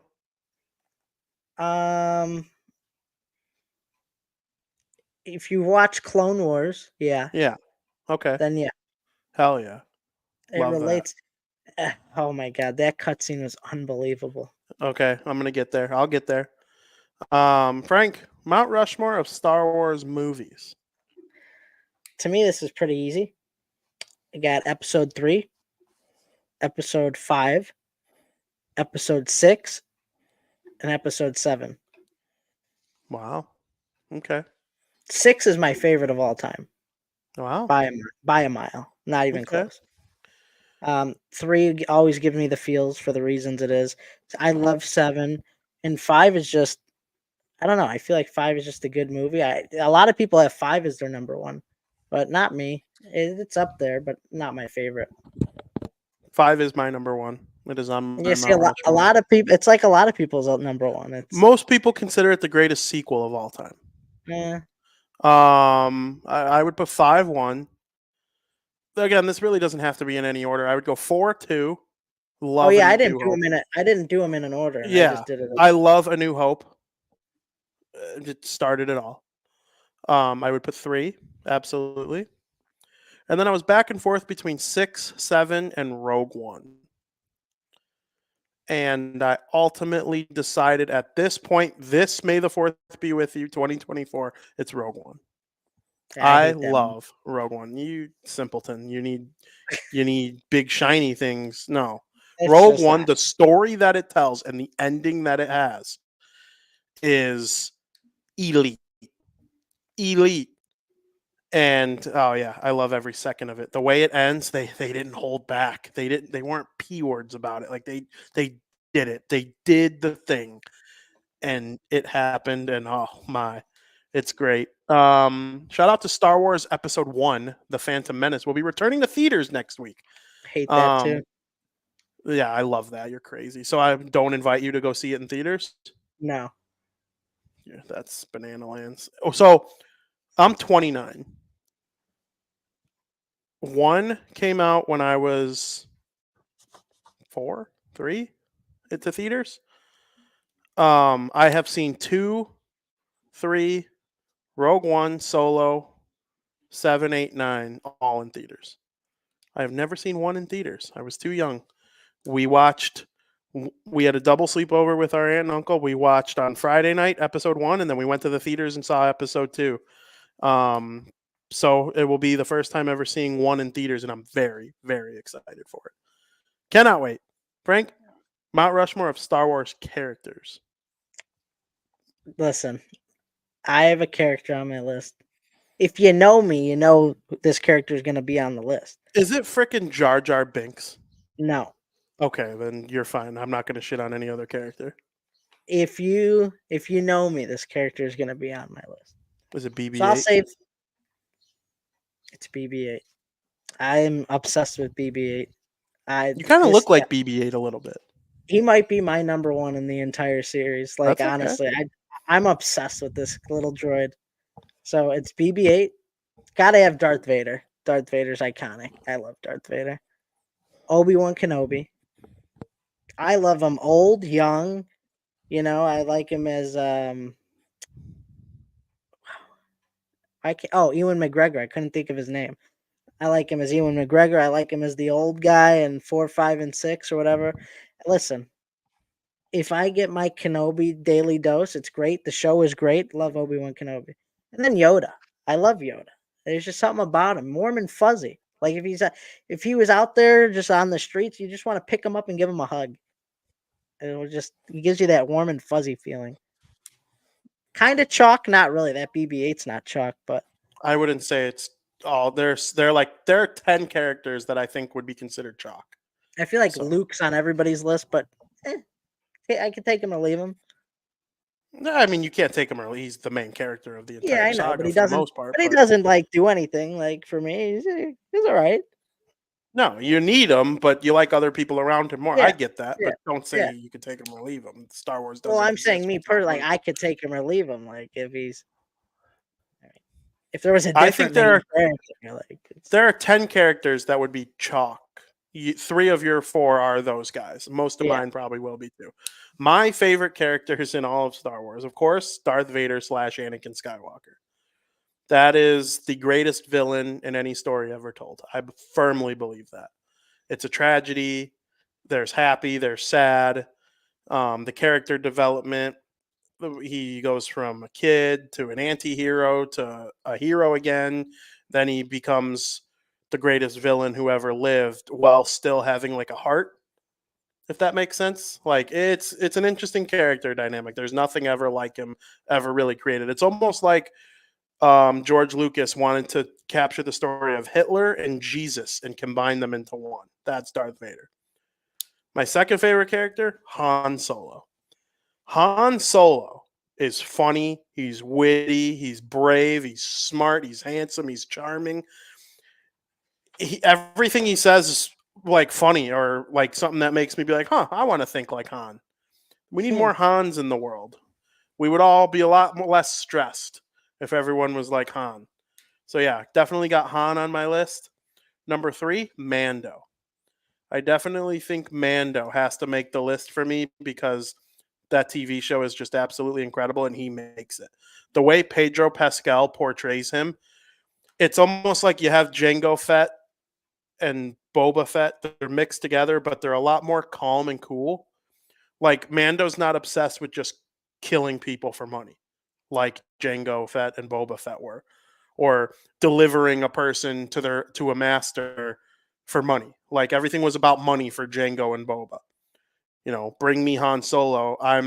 My name is Jabba the Hutt. Bring me Han Solo, and I'll pay you whatever credits. No, he had a heart. He took Grogu in, and like without even knowing anything about him or his name, he took him in and protected him, and it was like his kid. So yeah, I would have to say Mando. Just the way Pedro Pascal portrays him is incredible, and then of course Obi-Wan Kenobi. He's everything to Star Wars. He's probably the number 2 character in the whole thing. You can argue number 3 because he's always the number 2 guy in whatever movie he's in. Whether it's the old series with Luke or the newer ones with Anakin, but those are the Skywalkers are the main character. Obi-Wan supports them. But I mean, there's a reason he got his whole ass TV show because his story is just important. So yeah, those are my 4. I know if we were doing a Mount Rushmore and JP was here, he'd put Qui-Gon on his list. He probably would put Qui-Gon. Obi-Wan would be there, so would Darth Vader. And then his 4th could go either way. I could see him putting Han. I could see him putting Luke. I could see him putting Mando. Yeah. Yoda is a good honorable mention. He might put Chewbacca. Chewbacca's probably in a lot of people's top 10. I really like Rey. A lot of people consider Rey now what's the nickname for it? A Mary Sue. a Mary Sue is like an old literature term. There's a little bit of um, issues with saying that because you know women can be powerful and strong, but like Mary Sue was like a plain girl, and like Ray kind of, but I don't see it that way. I think Ray, like, she turns into this like great force. She's the Emperor's granddaughter, right? Like, there's a lot more to Ray than being a Mary Sue. So I think those people are on crack. But there are a lot of characters that deserve to be on this Mount Rushmore, and there are just too many to name. BB-8, R2D2, C3PO. Nobody mentioned Leia. I mean, some wonderful characters throughout the whole thing. I think that's why we have a whole ass day to celebrate it. Yeah. C3PO is on G's list of Mount Rushmore. She loves him. Love that. Love that. I am C3PO, human cyborg relations.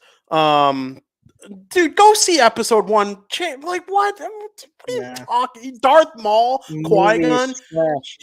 You need to rewatch it. That is a trash I've opinion. watched it like 6 times. I don't need to go see it on the big screen. And you get a preview for the Alkalite, too. So it does not stink. You're crazy. You stinks. like 2, probably. You like Anakin Skywalker. Darth Vader, the most scary villain of all time. He's frolicking in the flowers with his girlfriends. 1 and 2 are my least favorite. I hate them. Boring. That's snooze. Nuts. Every time I watch them with somebody new, I'm like, oh, we gotta watch 1. Just do 1 on their own. Like, I don't need to watch them. Like, that's absolutely bananas. And you could see a preview for the Alkalite too. The new show that's going to be about the Sith. You're out of your mind. And I'm not sharing the popcorn with you. Oh wait, you're not going. I won't be there. You don't need to. Frank, you know what time it is.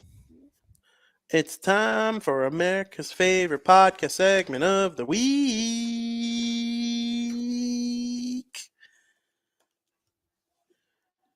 Breaking Bets.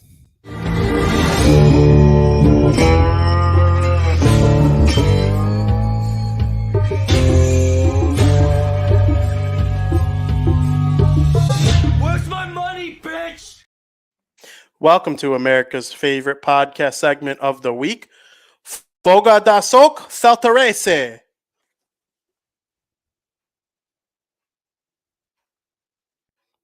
That's Breaking Bets in Hungarian. You're crazy. I'm not. We're wasting all the languages, VP. Frank, you have no idea how completely dumb you sound when you say that. There are like 300 different languages that I can use. Right. I could use 2 an episode going forward. And like, I wholeheartedly think we would be on like show episode number like 500 something by the time I finish. Okay. Let's see it then. And you're not going to remember me doing Hungarian like. Oh, I'm writing them down. All right, write them down. I've done in Hungarian. And Hungarian. I'm Spanish write them don't down. Count. I'm not doing Spanish like for fun. Buenos noches, amigos. That counts. No. Why doesn't it count? Because Spanish is like English. It's one of the 2 biggest languages in the U.S. English is going on the list. You've done English. Everyone knows a little Spanish. Okay. Do you think you could go to a grocery store right now that the people there only speak Spanish? You could probably get what you want. You could probably get what you want. Yeah, exactly. Okay, but it's still like, why on would the list. English is on the list. Breaking Bets. I hope you lose all 3. Wow. Doing pretty good though. Doing pretty good. Hell yeah! Finally over 50%. Doing pretty good, VP. Love that. A lot of units plus 19.61. How about the shout out to the MLB being 3-0 in the MLB this year? That's good. Yeah, we're cooking right now. 3 more picks on the way on the platter. Gonna do something different though. No hockey picks today, but the game for tomorrow. So we're gonna do the Boston Bruins and the Toronto Maple Leafs. Game number 6. The Bruins failed to close out this series in game 5. Tough loss. Swayman played great. Wall played even better. Big opportunity missed with Austin Matthews not playing with the chance to win the series on home ice. I predicted the Bruins to win the series in 6 games. I think they could get it done in game 6. This team has played great. Even in the games that they lost, I mean, they didn't play. I mean, it's just because Wall played incredible. They couldn't bury chances, but that's beside the point. But if they play the same way they've been playing the entire series, it's just a matter of time before they win the series. So I think that happens. Back in Toronto for Game 6. Boston Bruins money line at -105. Bet to win 3 units. Pick number 2. We got the Cleveland Cavaliers against the Orlando Magic in Orlando. The Cavs are struggling with the Magic in the series. They should be winning this series with ease. And instead, they were on the verge of going down 3-2 in the series. Luckily, they pulled out Game 5 thanks to a last-minute victory, and now they lead the series 3-2, heading back to Orlando. I think the line is a bit outrageous.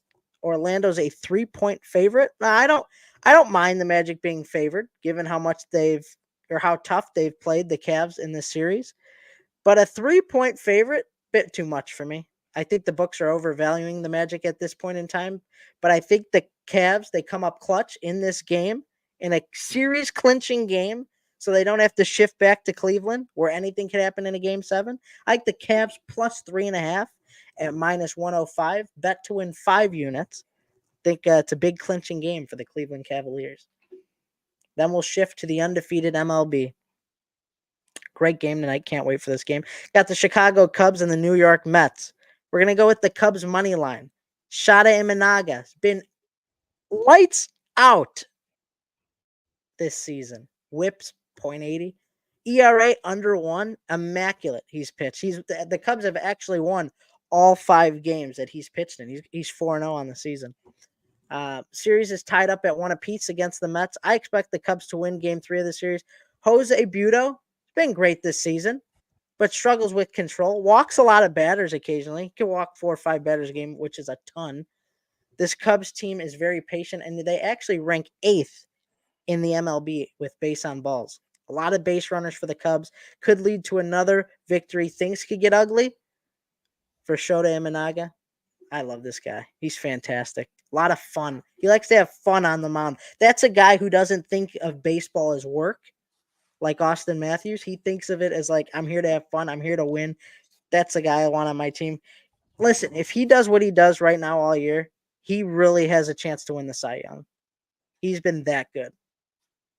Cubs money line, -122. Bet to win 3 units.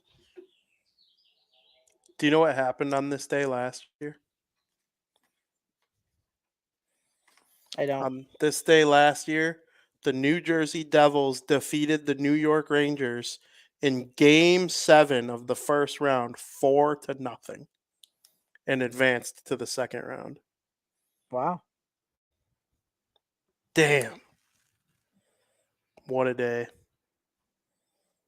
What a day. Crazy how much a year could change, huh? Yeah.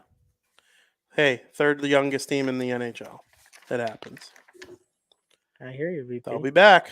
They I will believe be they'll back. be back. I do believe be that. back. I'm not worried. No, they'll be back. I'm not worried. They'll be back. Next time they get in, I'll be able to pick them to win their series and not feel stupid.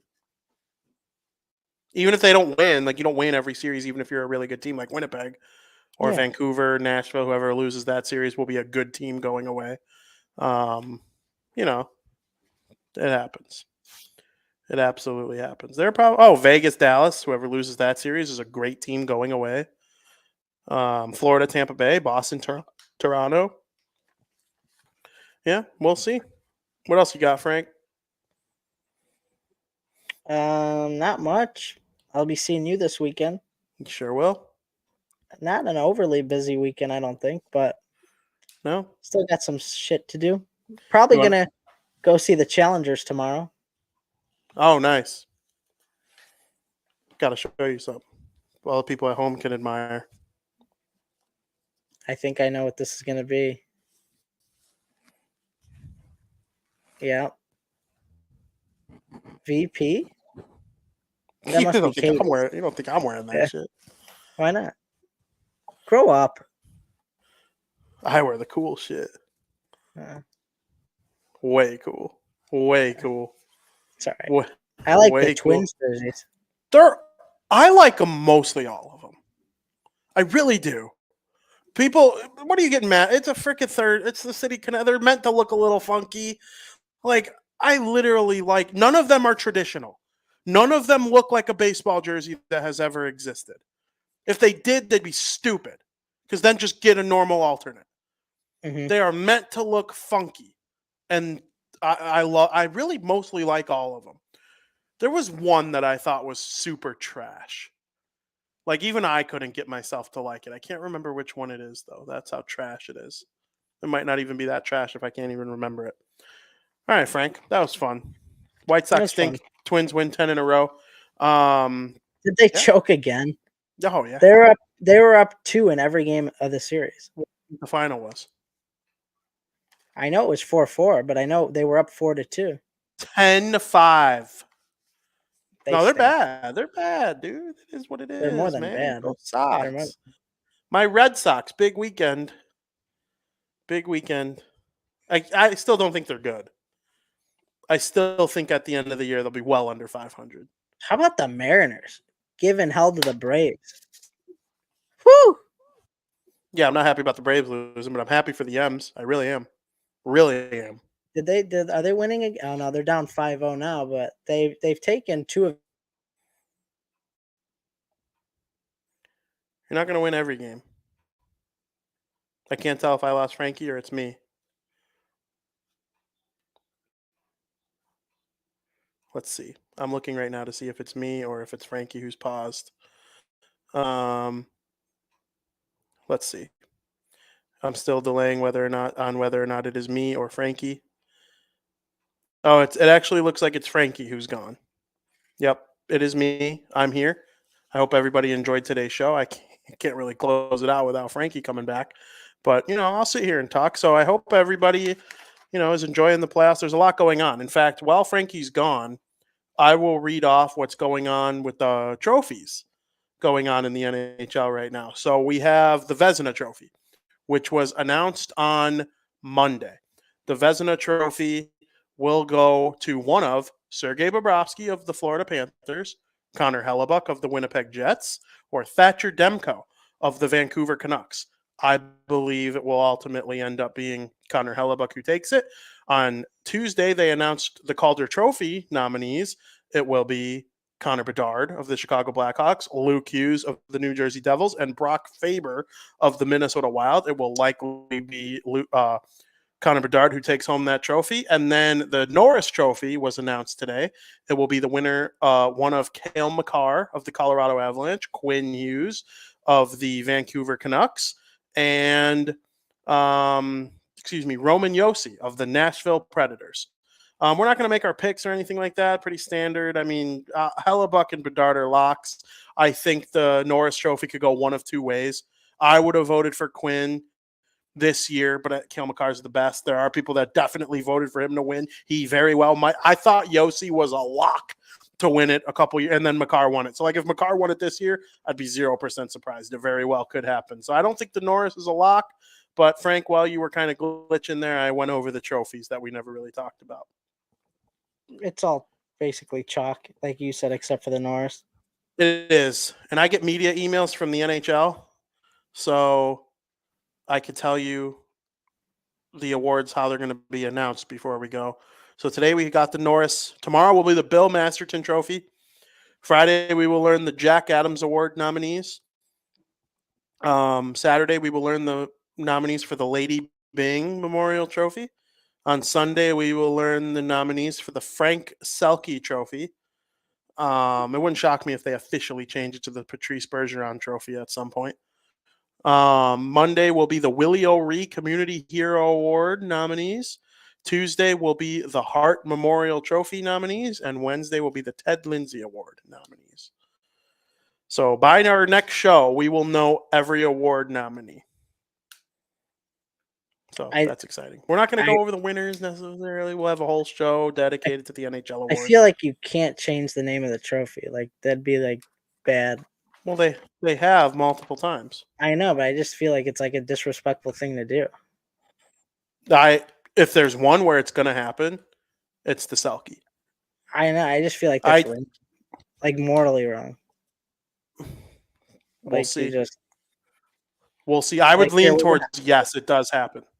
We're gonna honor you. We're gonna name this after you, but we're gonna change it now.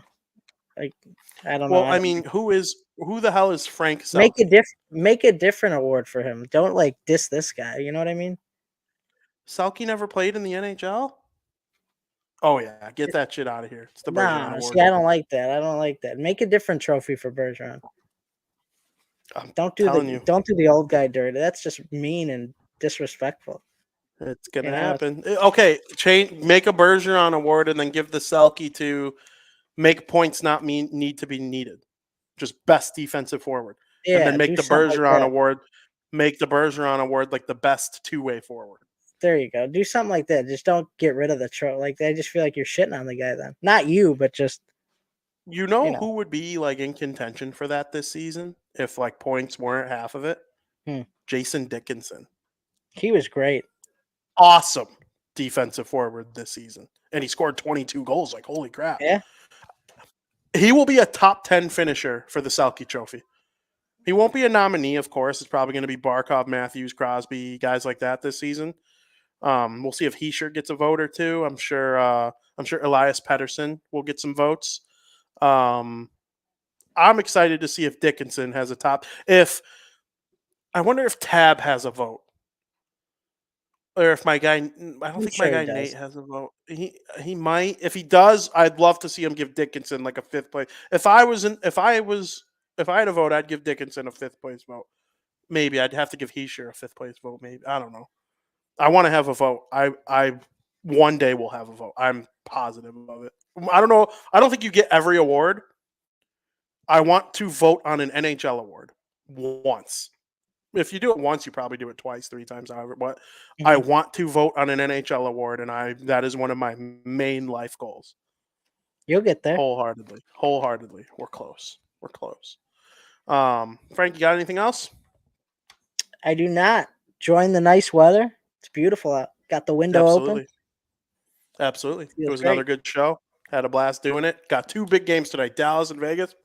Edmonton, Los Angeles. Chef's kiss.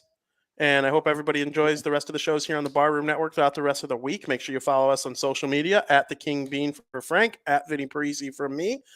And as always, morning want to cuff you. Thank you for listening.